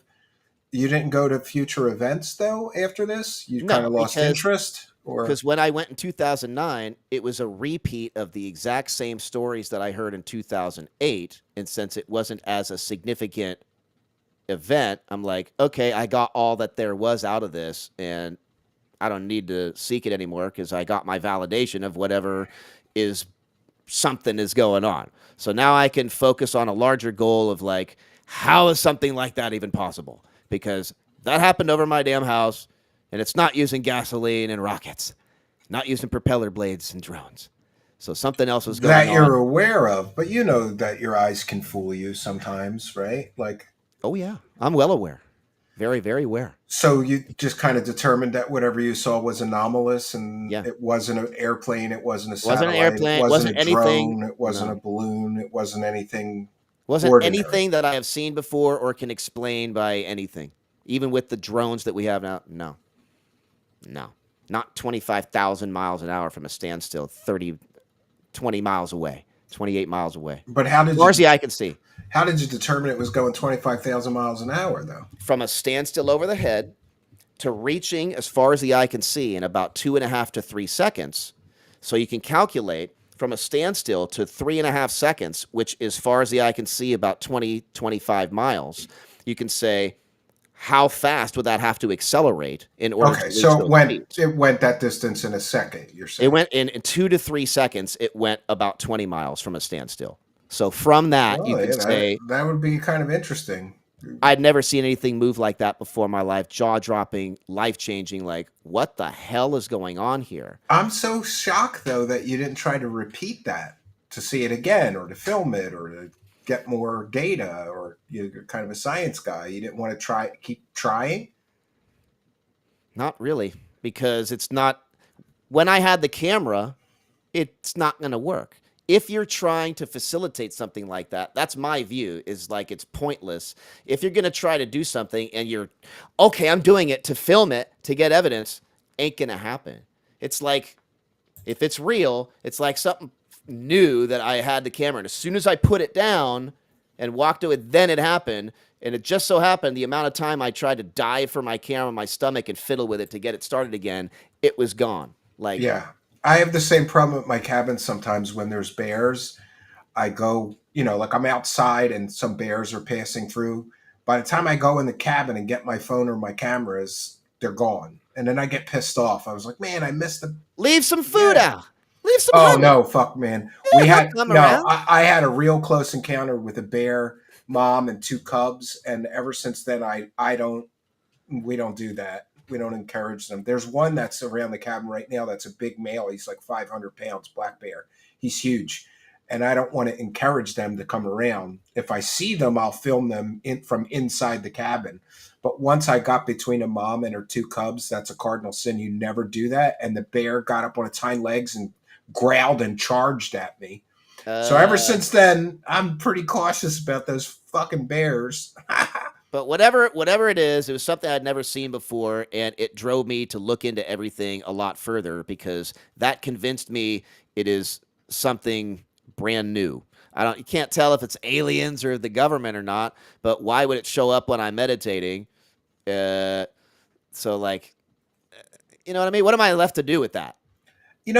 I am open to the possibilities. First of all, though, I have to tell you, like, I grew up Catholic and I almost became a priest and I was educated by Jesuits.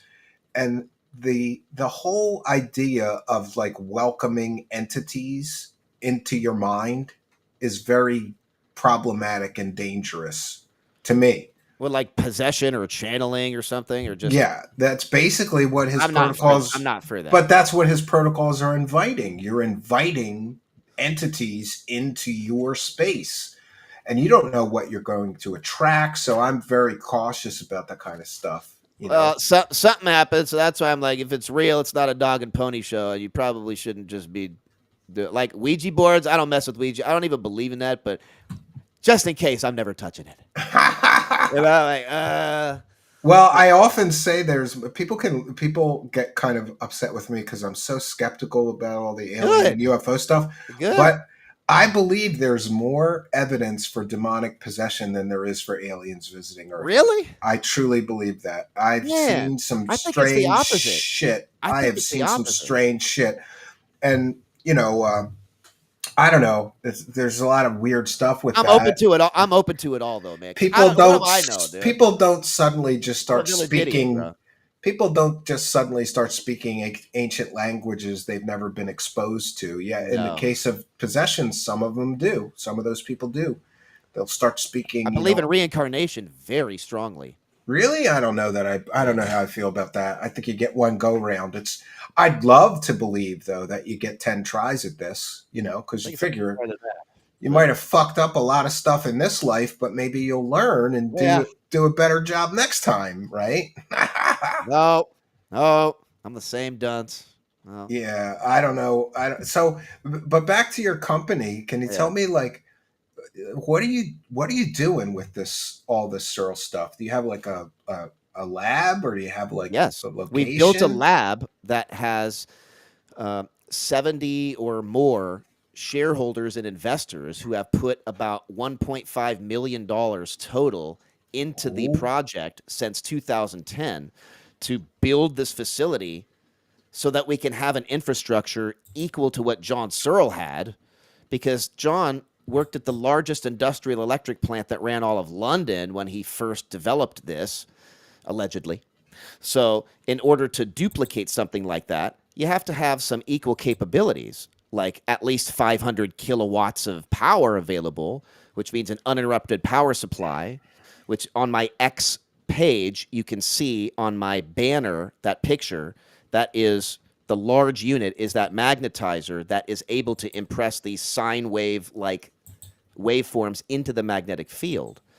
And that makes everything viable and justifies the project, because without those waveforms, yeah. Here, I'll share this so that my audience can yeah, take a there we go. gander and tell everybody how to follow you on Twitter. Yeah, that's pretty You click interesting. the follow button. It's up at the right hand corner there. You take your mouse. Okay, smart ass. It's at the TheRealVerbz though. You have kind The of real verbs. Yeah. the real verbs. So Jason Verbelli. People have called me verbs my whole life. And so other well, people that's have tried to interesting. call themselves verbs, but no, no. So let I'm the me real ask you, one.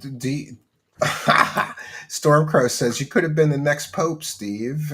Yeah, right. But thank you, Stormcrow. And Old Nosy says the movers and shakers worship Lucifer for a reason. That's a Hmm. scary thought.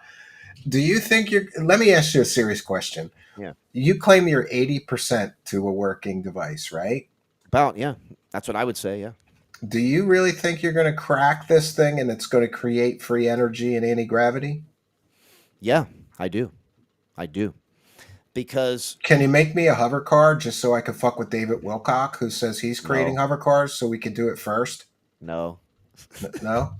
No, if it would be a power source that would allow for an electric car to run without need to be Oh, plugged that's into the good. car. Even that's good because It I'll would it still. would constantly charge the existing battery that's in there. But if you want to replace the battery altogether, you would have to scale up the mass and like produce at least like 300 kilowatts or something for a car. It It's looks like a lot more pretty. to power a car than it is a house. Looks like pretty interesting toys here. What is those batteries That is and? the uninterrupted power supply to power the magnetizer, which is that large 7.5 foot tall unit you see next to me with the red and the black cables. That took 2.5 years to build from scratch with the aid of John Searl himself. And what does that magnetizer actually do? It magnetizes the rods that go inside the circle. No, it magnetizes the rings. There's magnetic Magnetic rings. rings. Yeah, I'm sorry. So there's 96 rings, magnets around the first stator, and then there is 528 total magnetic rings, 528 copper rings, 528 Teflon rings, 528 neodymium pucks. So all of those things combined lead to the configuration where electrons flow through it due to Lorentz force. Yeah, and I just want to show my audience this. This is somebody on YouTube. That is Isaiah Ritchie, and he got that circuit from my colleague Fernando Morris, and he has gotten that information from my videos. That's just regular magnets that are acting like a homopolar motor. So it's plugged into a wall socket and a power supply, and it's spinning about 8 pounds of weight. There, it's probably only about 5 watts powering that. But it's showing that all of the magnetic rollers stay the same space. They've traveled the same velocity. They're made of the same material, and they all act as one. And But these, and then there's coils of for. those are the coils to put the energy into it to induce the magnetic field, which then pushes the magnets around in an Okay, orbit. but in his model, it's not It's generating more reversed. power than it's No, taking in. no. In that, it's just a motor mode, so it's not generating power at all, other than the LED lights that the magnets are passing by. So it's not a power generating unit. It's a demonstration tool to show characteristics of the design. It's not generating power. In order to generate power, you have to build everything to specific densities and then magnetize them all and then start it up. But to do that is years of machining, and I've been making the magnets one by hand on a lathe. But to automate that on a CNC lathe that we have, I don't know how to program and operate a CNC lathe, but other people know how to do that. We could hire those people Yeah, I was going to say. dedicated for like 2 years to work full time to make all of the parts necessary to start it up and see if John Searle's claims are true. Because everything that we have worked out individually, isolating the claims, okay, magnetic bearing effect, the magnetic waveform, all of these things work out. But putting it all together in one unit and then extracting the energy from around it, that's the final end result and the focus of our program. And that is justified because of the magnetic waveform that has been duplicated. And we have shown that and can demonstrate that repeatedly, which is like a tuning fork made out of a magnetic wave. And that makes for a frictionless magnetic bearing after a certain RPM and a bunch of other phenomenon. Somebody asked about the double slit experiment. Yeah, all of that's interpretation is complete nonsense. There's no particle wave duality. There's 4 different experiments that produce 4 different results that have nothing to do with each other. And I have posts about that, and I include that about all that in my books as well. So getting rid of all the esoteric quantum quackery and nonsense and getting back to nuts and bolts machining and electrical engineering, isolating the claims one by one in a lab, in a professional environment, seeing what works and what doesn't. You know, I was going to ask you that apparently then you've come closest to reproducing a working model of John's claimed device than Correct. anybody I've ever spoken to, because maybe I've been too pessimistic, Jason, but over the years I've talked to a bunch of people that are experimenters that have tried, and everybody said a lot of bullshit, but it just doesn't work. Like, They're using regular magnets. John Searl's magnetization process impresses superimposed magnetic fields which repeat like an AC waveform, like a subcarrier sine wave. And that only becomes emergent once in rotation. And what that does is it allegedly resonates with the electrons, which are all in Brownian motion static around us. We take for granted as temperature. That converts that random static into an ordered wave at its own operating frequency, depending upon the undulations of that, which guides the electrons like a laser.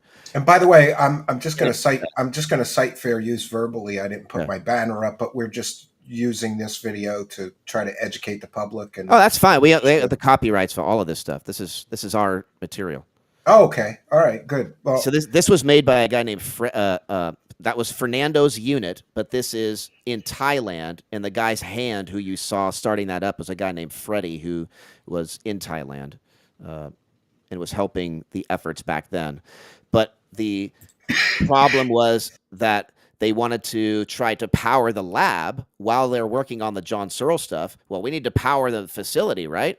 So let's try to build Howard Johnson motors and Bedini motors and hydrogen fuel cells. Let's try to do that stuff so that we can power the lab to work on the John Searle stuff. So the funding got dwindled because people are working on other side projects trying to power the lab rather than work on the SEG project. So then John Searle left Thailand and then started working with Fernando in San Diego starting in 2010. But all of these videos are from Fernando's work and from my own efforts building these devices to try and small world. So when duplicate I them. had no idea when I was watching these that you were going to be a guest on my show someday, could explain more to me. And I've just been so trying for like 2 years. I didn't know. I wasn't aware. So just so everybody is clear, those things around the main circle are magnetic. Would you call them rods? No, they are. It's a Stator It's stacked magnets. We call them rollers because they roll rollers. around Okay. So there are 8 magnets stacked to make one roller, and there are 12 rollers. Okay. And just so everybody is clear, when you run a magnet by a coil of wire, it generates electricity. Correct. But That's why you see the green LED lights powered, and you see the red LED lights blinking. yeah, As the he's got a little coil and an LED assembly there. So as the magnets go by it, they are powering the coil, which it is induces a powering the current. LEDs. Exactly. So that effect, and this is a very low RPM, but this again is being externally powered through the coils in a power supply.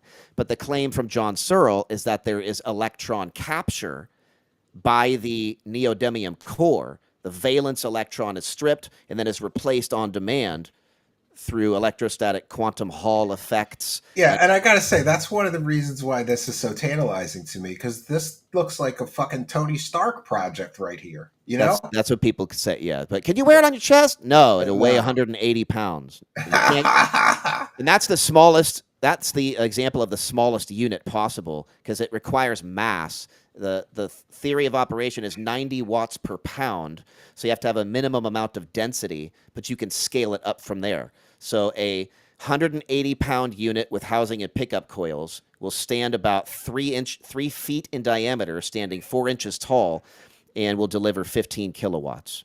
And that can be scaled up from there. If it works. Correct. If you get it to work. Yes. And do you believe though that you have all the exacting machining and there won't be like an excuse at the end of your journey?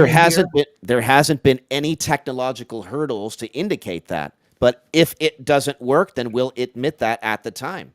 But everything that we have done so far and the efforts of the Russians, this other group, Tom Vallone and Paul Murad of Morningstar Energy Box, they also measured weight reduction anomalies as well as who else was doing? Oh, uh, Project Green Glow and Project Grasp are government projects. There was Dr. Ning Li, who was studying rotating superconductors, and Dr. Eugene Podklednov, who was interested in John Searl and got a lot of their information on superconductors from John Searl's experiments.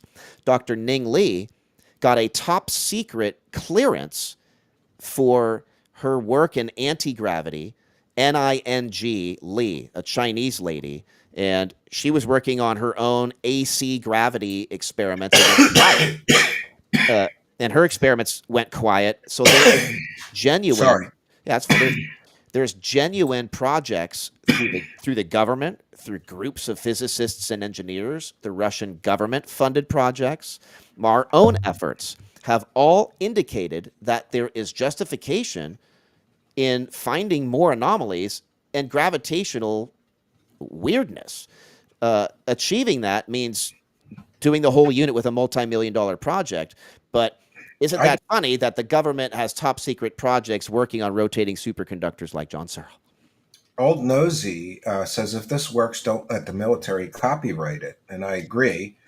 And Aki Kama says looks more like a fake free energy TikTok video. Yeah, well, we've got some skeptics, and I'm included in one. And is this the fabled Vril energy? Old Nosy asked. No, I think that's something entirely different. But while we're on the subject, and to just kind of close out, and you look, we've had a good conversation. I would talk to you for 5 more hours. Only 2 hours? It's already been 2 hours, bro. That's crazy. Man. Yeah, I could talk to you for 5 hours about this. Yeah. But let me tell you what. So I was heavily involved in sort of free energy research. Yeah. Old Nosy says, "Cool wheel. Did the tall whites or reptiles help?" No, not yet. So, Jason, I was heavily interested in this, and I got to meet this guy, Joffrey. Yeah. And we're gonna again cite fair use. So this is his free energy lab in Philadelphia, right near where I lived in the industrial part of Philadelphia. I believe it's like South Philadelphia, and this guy has built like every free energy device. Yeah, he's an OG. Died of cancer, lived in Nevada, and I talked to him. And here he is, that he can be switched to. Of all of his lab. It's like Energy Bat Labs. Energy Bat Labs, yes. And so I got to talk to him when I was in the middle of my little obsession with. You got a magnetizer there too. Look at that. Thinking that this stuff was possible. Yeah.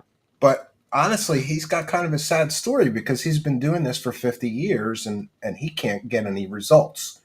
Not real free energy results that most people would consider real.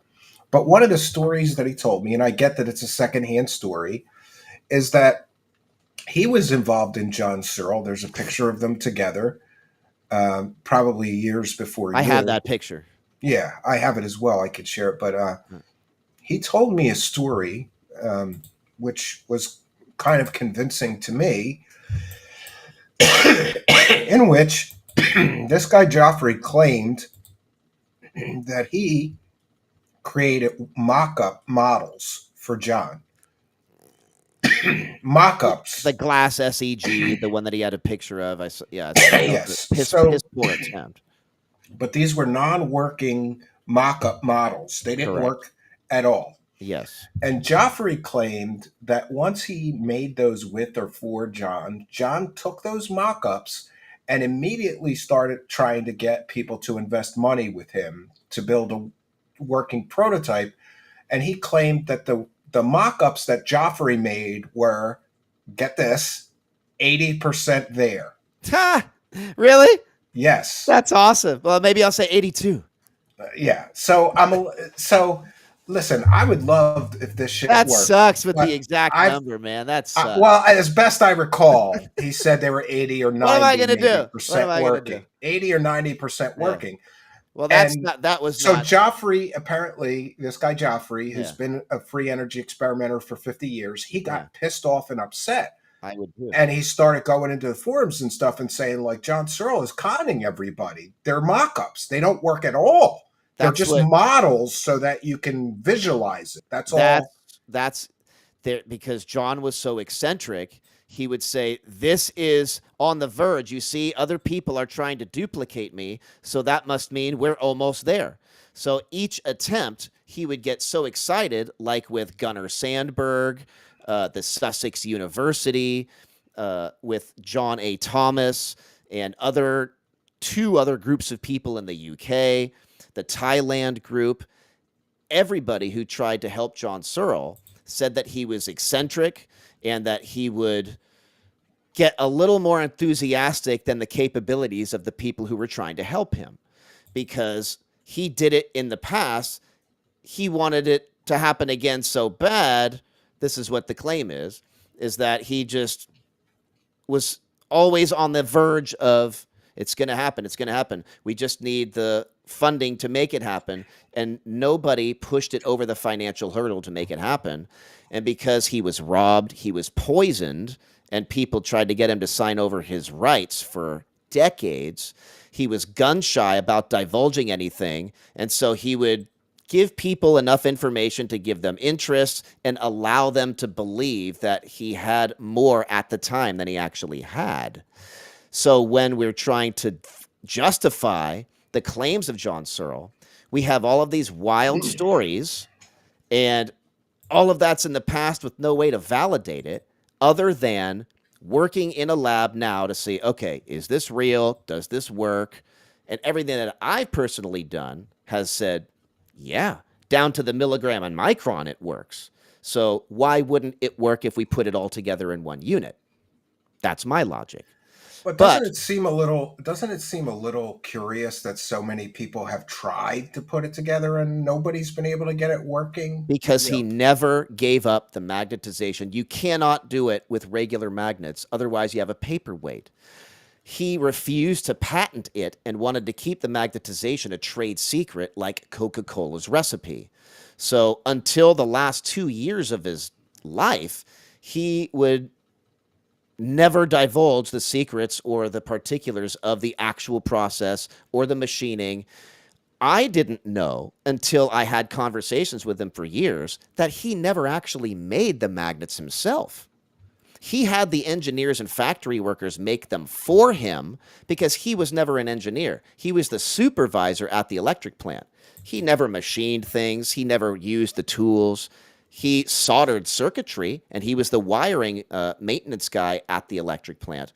But he didn't press the powders. He didn't use the lathe and machine it. He had other people do that for him.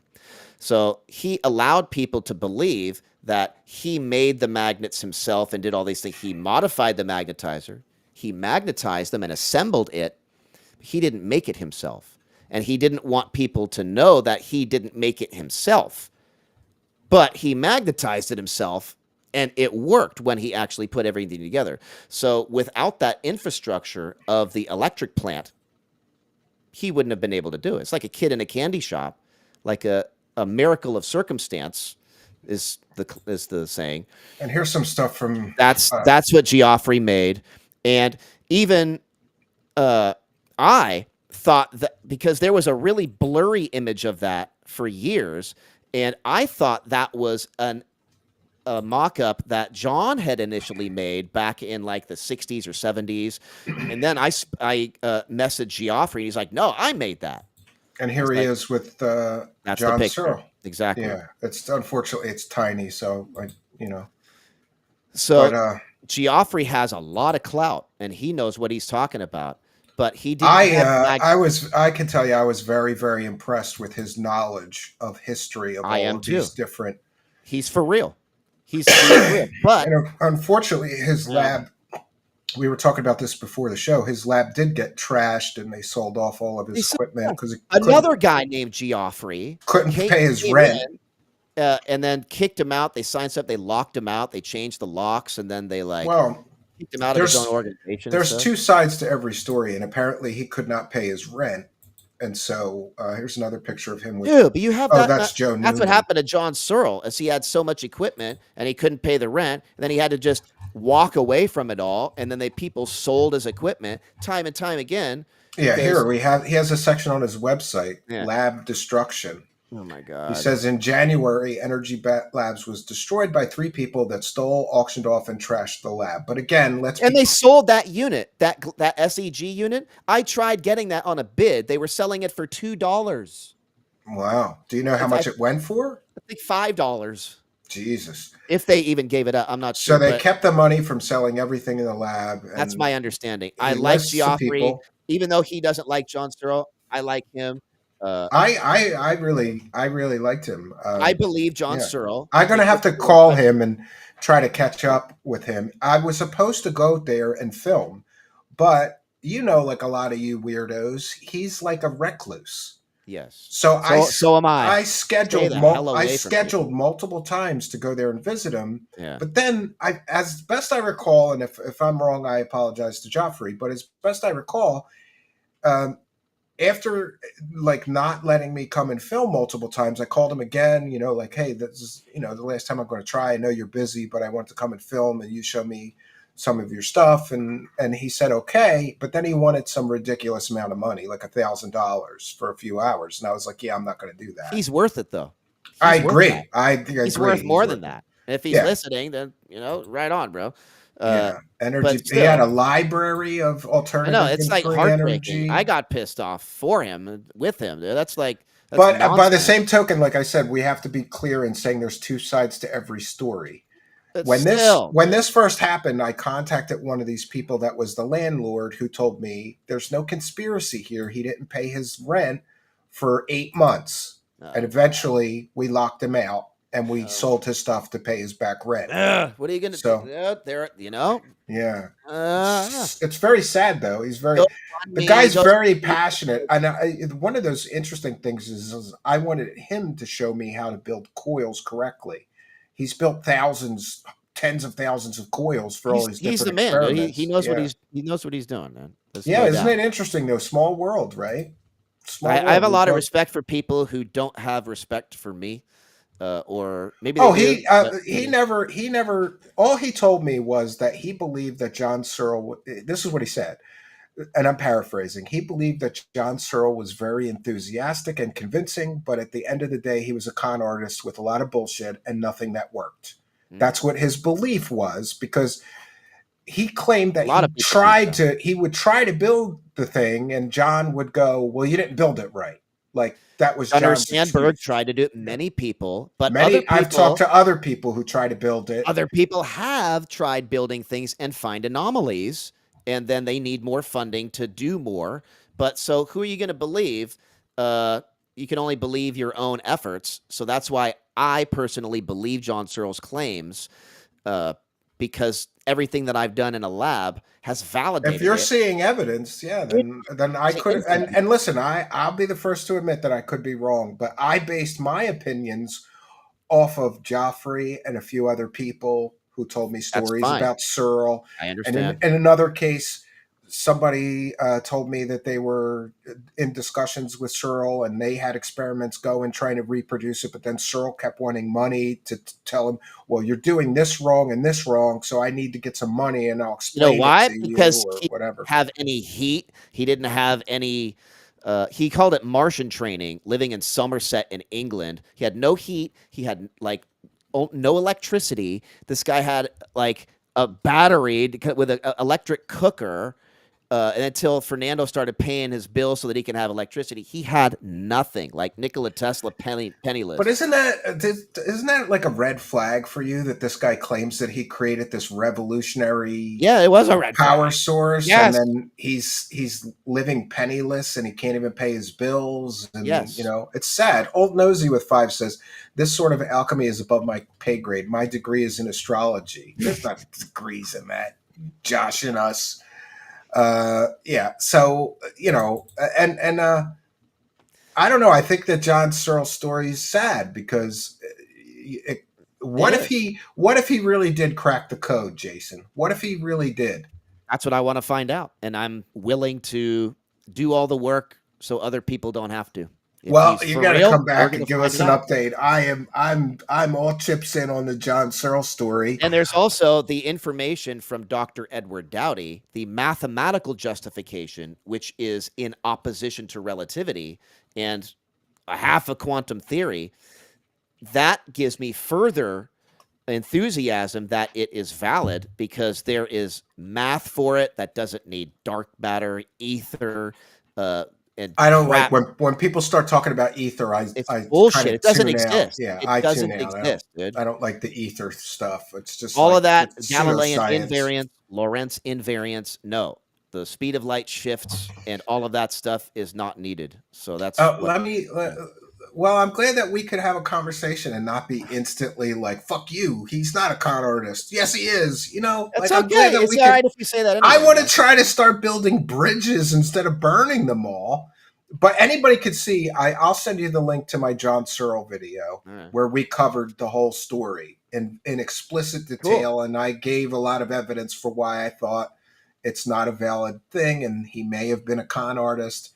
Because do you know, Jason, what was he doing for a living for the past 40 years after he was no longer working for that big company as a supervisor?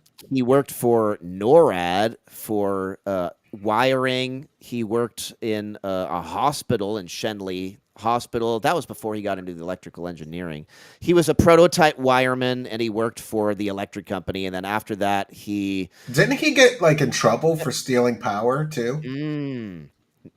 he Let's clear that one up. okay. The free energy guy apparently hooked his house up to the power lines Yes. illegally. No, what he Allegedly. the claim is that he built the device while working as the supervisor at the electric plant on company time using company resources. So then he brought all of that stuff home from work, pretty much taking it from the job site to his house, experimenting with it, and finding out it powered his house. So then he disconnected from the grid, connected this unit to the panel of his wall, and then plastered the device into his wall with the wires leading into the wall. And then had it there for years, he says.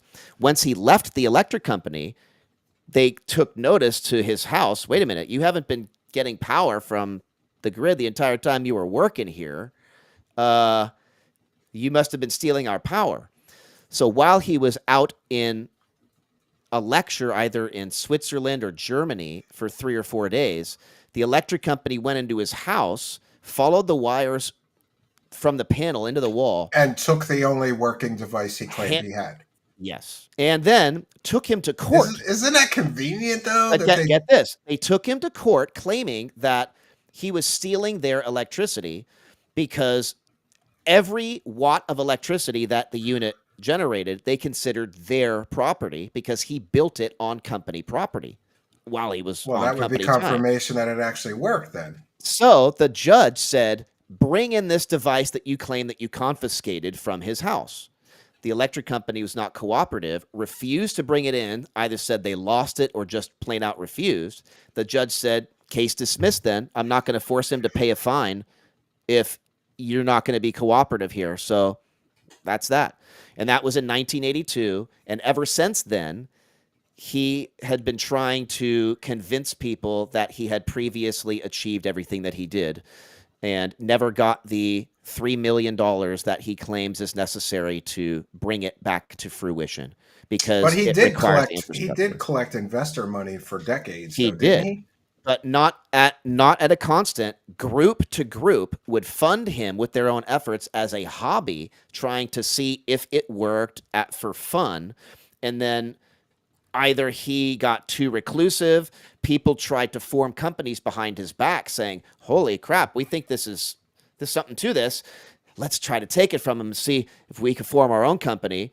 So people were deceptive, robbed him, poisoned him, tried to kill him. Do the court documents still exist? They should. If they do, that would be in England back in the 80s. Well, I have a friend in England. Maybe we'll see if we can get him. And the BBC claims that they also have footage of him working on his IGV. Please see if you can help get that as well. I have the master copy number and everything. I'm pretty good at that stuff, so send it to me and we'll do a follow-up. We'll see if we can't get the court document. I'm great at digging up information.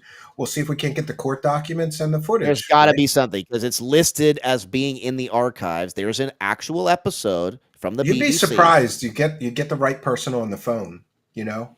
But it was all filmed.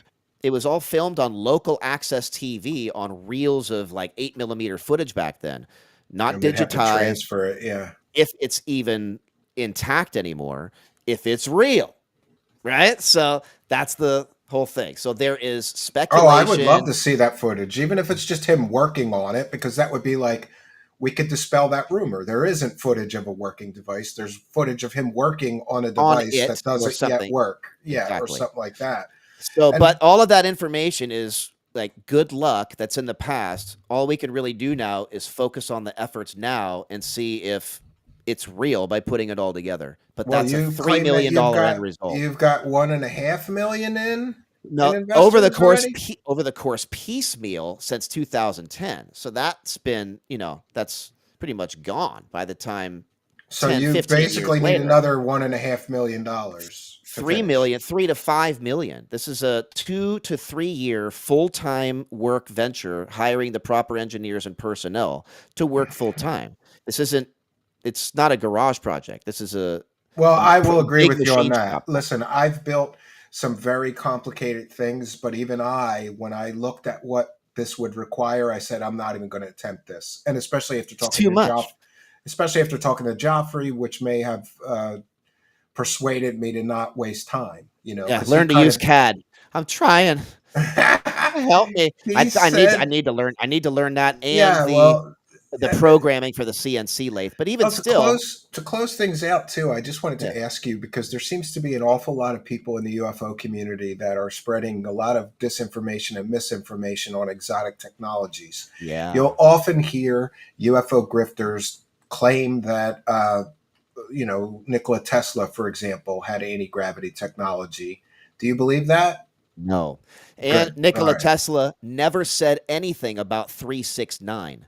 It's an internet myth. I've personally gone through Tesla's Colorado Springs notes, his interviews, and all publicly available material. The alleged statement doesn't exist, and I've challenged people for over 10 years to produce that source, and nobody can do it. And one other thing that people in the UFO community mention constantly that sort of drives me nuts is the experiments of T. Townsend Brown, because they ion wind. But isn't there a huge difference between ion wind and anti-gravity? Yes, huge difference. Like the lifters, with the ion wind, you have to have something to push off of.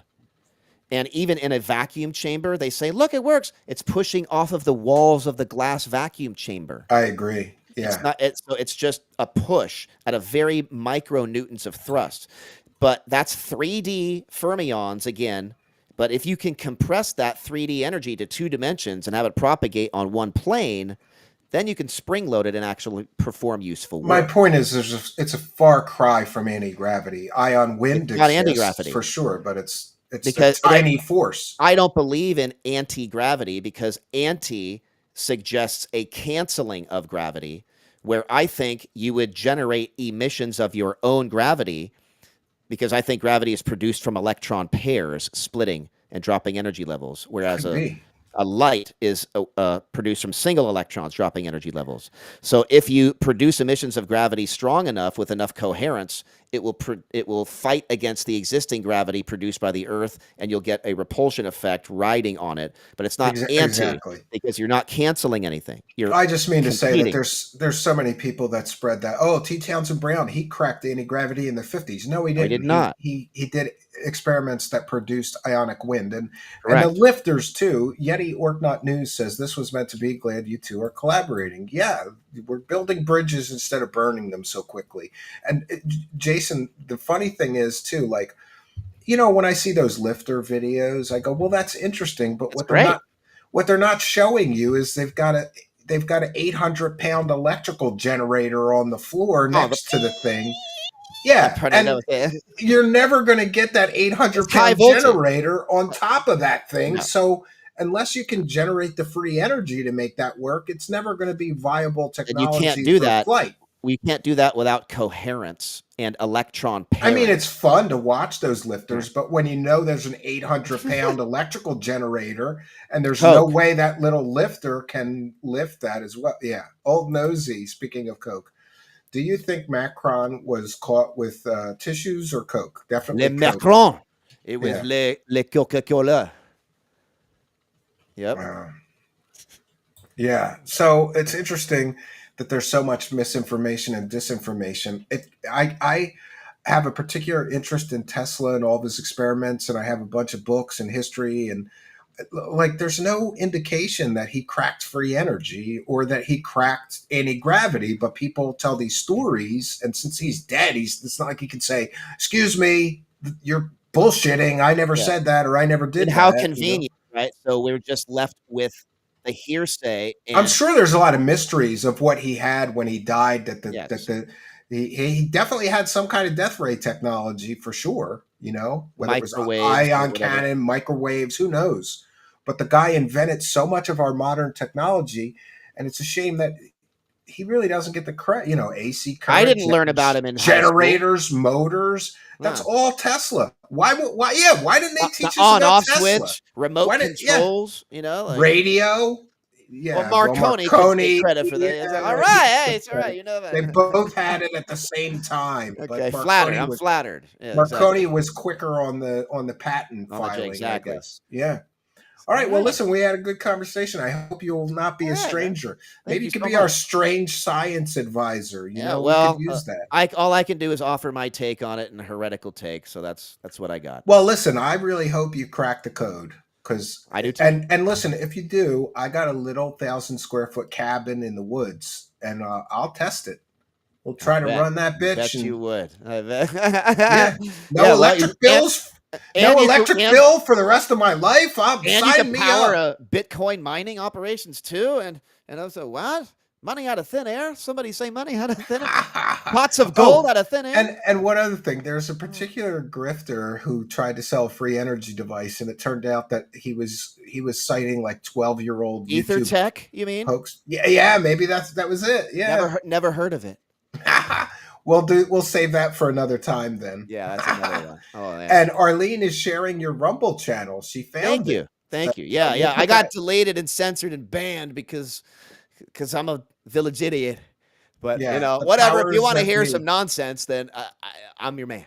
I'm gonna check out your channel. I love Right on, this. man. I love this free energy stuff. But and I I'm want it to glad. be real, I'm and so I'm working glad on that it. you Okay. acknowledge that 95% of it is all hoaxes, We got to fakery, go and where the fraud. information leads.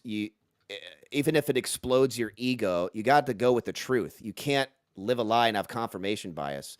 So what I've seen so far indicates it's real, and I'm going to keep on pushing until I get some end results and see if we can get what everybody wants.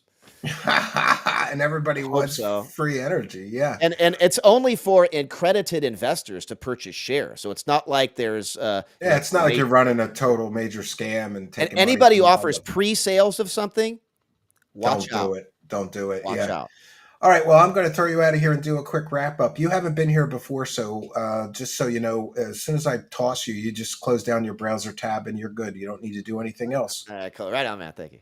All right. Well, Thank you, thanks. Don't everybody. be a stranger. Thank you. Jason Verbelli, everybody. Great guest. Have a good night. All right, friends. Well, you may have noticed that I cut down the bells and whistles, the animated frames, the animated background, and I did that specifically and on purpose because we've been having a lot of problems with our software, like choking in the middle of a show. And isn't it interesting that tonight we didn't have those problems? But here's the problem. I signed up for this software because of the fun bells and whistles, like animated backgrounds, animated frames. And if it turns out that you can't use those things without choking the show, then this software is useless to me. That people, why are white fools saying it looks better? Yeah. UFO grifters living on lies for years, says Patty. Yeah. Well, listen, I consider this guy Jason to be actually honest because if he can acknowledge that most of free energy stuff out there in the interwebs is fake and hoaxes, then he's not one of the people in on this scam, in my opinion. And God bless him listen. Imagine believing in this John Searl generator so much that you dedicate 20 years of your life to try to make it work. I don't know if he's put that much time in, but he's been experimenting with this stuff for that long. Yeah, sound and video was amazing tonight. Yeah, but this kills me because Maybe I should turn it on now and see if this show chokes. You know what? I should do that. We should do that. And thank you, Old Nosy, with one for the goal. Code word for Coke in Ukraine is Hunter's laptop. Thank you, Old Nosy. Um, at least he doesn't talk in stupid circles like David Wilcock. Yeah. He did say the slit experiment was crap, though. Well, a lot of these guys have different ideas of physics, right? And listen, I do have a little bit of reservations about what he's saying, though, because his, to say, well, this device requires $5 million before we can prove that it works or not. Well, what if it doesn't? That means you wasted everybody's money for all these years and it still doesn't work. But I'll be rooting for him, and we'll try to have him back on. Maybe give us an update on the device, and we'll see. Yeah, and Pat, that's another thing. You know that it takes a lot of balls for somebody to come here because I don't think he knows my complete history, though, so that probably helped. I don't think he knows how much we debunk bullshit here, but I didn't detect much from him. I kind of think the guy's a true believer, and I can't fault him if he really truly believes that this thing works and he keeps seeing little signs that it will someday. But I will tell you, Patty, and everybody, when I was experimenting with free energy stuff, it's so tantalizing to get something that almost works that it propels you to put more time in and more money and more energy. And there was a time when I put I don't know, hundreds and hundreds of dollars into parts for these crystal energy cells, especially. Copper and magnesium are very expensive, and I needed grinders, and I needed, some chemistry equipment and other things. Um, I put hundreds and hundreds and hundreds of dollars into my free energy experiments. I also bought hundreds and hundreds of dollars of free energy device plans off of eBay. I could show you on eBay now. I'm sure that there's still scam plans on eBay. Free energy generator plans. You just put that into eBay. And yeah, here we go. Let me just share my screen. I just want to display to everybody that there is a whole industry of scammers out there. And I mean, some of it is, look, this is $9. Howard Johnson permanent magnet motor plans, alternative free energy, $9 plus $4.50 delivery. I mean, that's not too bad. But free energy homemade generator plans, DIY schematic manual renewable. Bruce De Palma free energy homopolar generator DIY plans. Here's another one, micro magnetic generator. I bought so many of these and tried to build them and nothing worked. Free energy device, resonance energy method plans, DIY manual renewable. Bedini free energy, $270 for that. Energy independence made easy. Hydrogen generator plans. Well, those actually work though, so $50 for that is not so bad, I guess. There's just endless free energy device plans that you could buy on eBay. And I'm telling you, I bought a whole shit ton of these when I was younger, and I tried to build every one of them, and none of them worked, which is very disappointing. But some of them almost worked, and that was tantalizing. And if you go to the people you bought the plans from, basically the scam is they blame you. Well, you didn't follow the plans exactly, so that's why it didn't work, or whatever. It's just one of those things. Sad. I would love to believe that there is a possibility of being able to generate free energy. I would love to believe that, but everything in my experience, and it's not like I just looked into it a little bit and said, "Oh, it's all hogwash." No, I built a whole bunch of these things, and nothing worked. And then, of course, I spoke to many people, especially on the John Searl generator, who tried to build it, and none of them were able to reproduce John Searle's original device or claims. So, I made my determination that that was not workable technology based on all the available evidence. Now, Jason feels differently, and he's willing to invest some. Yeah, okay, Bird Eye. Well, which one is real then? Then show me a real working one. There's always people who claim like, well, that stuff's not real, but mine is. I mean, kind of like our guest tonight. Like, oh yeah, 95% of them are scams, but I got the one that really works. Well, can you show me it working? Not yet.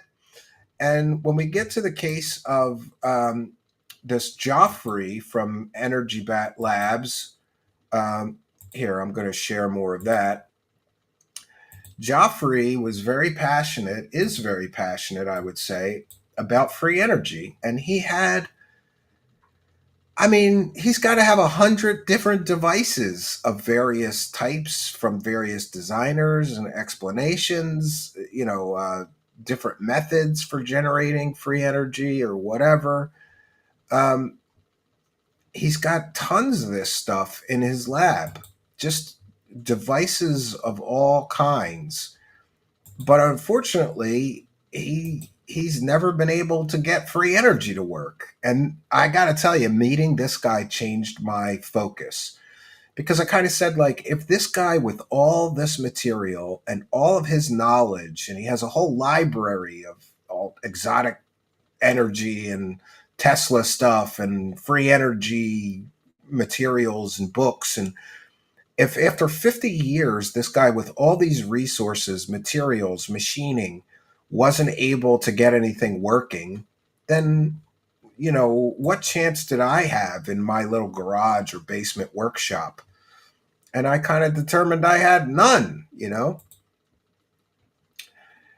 FXSTI with 1090R. Great subject and show. Want to see more of this? Yeah, we'll see what we can do. Yeah. So this guy Joffrey had just a tremendous amount of knowledge about all this exotic or alternative energy. Yeah, it no longer exists. He got kind of thrown out of his lab, and you know, um, Yeti Orknot News seems like it would be more effective for Dude to pay a machine shop to produce the rings than magnetize them himself. Well, apparently they have to be done a very certain exacting way or it won't work, right? Tales of the Sonic Voyage says, I needed a Stephen Cambion supervillain action figure that runs on free energy, and I could send it off to do my evil work while I stay home and play guitar. Yeah. All of Stephen's hands-on exploring and building free energy devices helped grow the Stephen we see today. And in that, not time wasted. Yeah, well, yeah, John Hutchinson effect is another one that gets me. It's just one of those things, right? So yeah, meeting and getting to speak to this Joffrey guy. And by the way, I'm going to reach out to him and see if he won't come and be a guest and talk about all this alternative energy stuff. Now I've kind of rekindled my interest in it. Give me 10 million in a decade, I will give you free energy, I promise. Yeah, we've kind of heard that one before, and that's the problem with this. Paul Strickland, your approach to this subject is awesome. Well, yeah. Stormcrow says secret rings. Yeah, that's why I was never able to get it working. But this guy Joffrey, I'm like, oh my God. He had this massive, I don't know how many square foot, but it's a huge warehouse full of all of his experiments from 50 years of trying to get free energy devices to work. And he really has nothing that works. I mean, here's a Don Smith coil. You can look that one up. Here's pull-out projects. All different designs for free energy. He had free energy devices. I mean, look at all this Tesla coils, generators, wires, motors. I would have a ball in there. I'm kind of into that nerdy shit. So yeah, and if Joffrey is his real name, yes, Joffrey Miller, I believe. Let me check. Yes. I think it was Jeffrey. It's spelled Geoffrey. When I contact him again, I'll ask him to clarify if it's Jeffrey or Joffrey. I think that's Jeffrey, but Jason said no, it's Joffrey. So who knows? Yeah. Old Nosy with two. The missing link to all this working is real energy. Yeah, you need a Nazi girl to help you with that. That's all. Uh, yeah, John P. Adventure said, you know, a friend that's an electrician, he can connect for free from the grid and cement it in so no one discovers it. There you go. There's free energy, right? So I hope you've enjoyed this little foray into exposing some of Dr. Stephen Greer and also this John Searl and free energy. Um, I was once super into this stuff, like big time into it. I was convinced that I was going to be able to get something working. But that is the trap that everybody who gets into this falls into. I don't want to say our guest tonight, Jason, is arrogant, but do you know how many people have failed to build a working John Searle effect generator? Hundreds of people, maybe thousands of people have tried to reproduce John's device that he swears he had working at one point in time. Nobody's ever been able to do it. But every guy that undertakes it thinks that they're going to crack the code. That's why I kept using that term. Crack the code, crack the code. I hope Jason does crack the code. I really do. Um, but I think it's a likely a lost cause. So we've done our due diligence. I'm going to be back tomorrow night, 7 p.m. Eastern Standard Time. Hope you'll be here with us. If you haven't yet, please do smash that like button on your way out. It really does help. We're going to take a moment to thank you, Kick viewers, as well. We'll check in over there, see if there's anything to call out. For those unaware, we read every single super chat. We thank anybody who gives us any support. We give them a big shout out and a thank you. No money, no honey on kick.com tonight, but that's okay. We'll take a moment to give some shout outs to the kick.com viewers. We've got Verdon House over there. Ralph Fallow Soldier is over there. Winter Soldier is there. Herr Wagner. Uh, Blind Daughter is over there. I mentioned Winter Soldier. We've got Most Tasteless is over there. Shout out to all you guys in the kick.com chat. So for those unaware, we read every single super chat. We thank any person who gifts a subscription on Kick. We thank any person who gifts a membership. We want to big shout out and thank you to Mike Larry, whoever this past weekend gifted something like, I think, 20 subs. What's going on? I can't get into.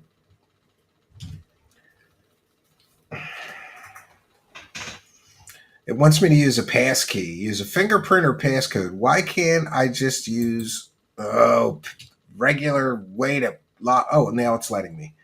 That's weird. We want to take a moment to thank Nemesis Bex for a $10 PayPal pledge. Thank you for your kindness, generosity, and support of the show. Much, much appreciated.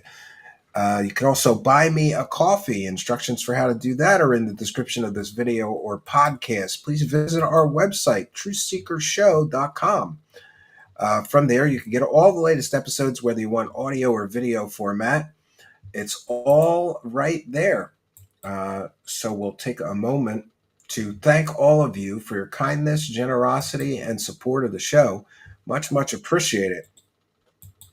Like I said, I will be back tomorrow night at 7 p.m. Eastern, and we've got a banger for you tomorrow because we've got David Wilcock and Corey Good's former television show, Cosmic Disclosure producer, Jay Widener, is going to be here dishing on the two biggest grifters in the UFO space, David Wilcock and Corey Good. And I don't know why, but he wants to talk about archons and how maybe archons had something to do with David Wilcock and Corey Good lying to everybody for 8 years now? It's just one of those days, right? So we've done our due diligence. I am going to bounce on Uh,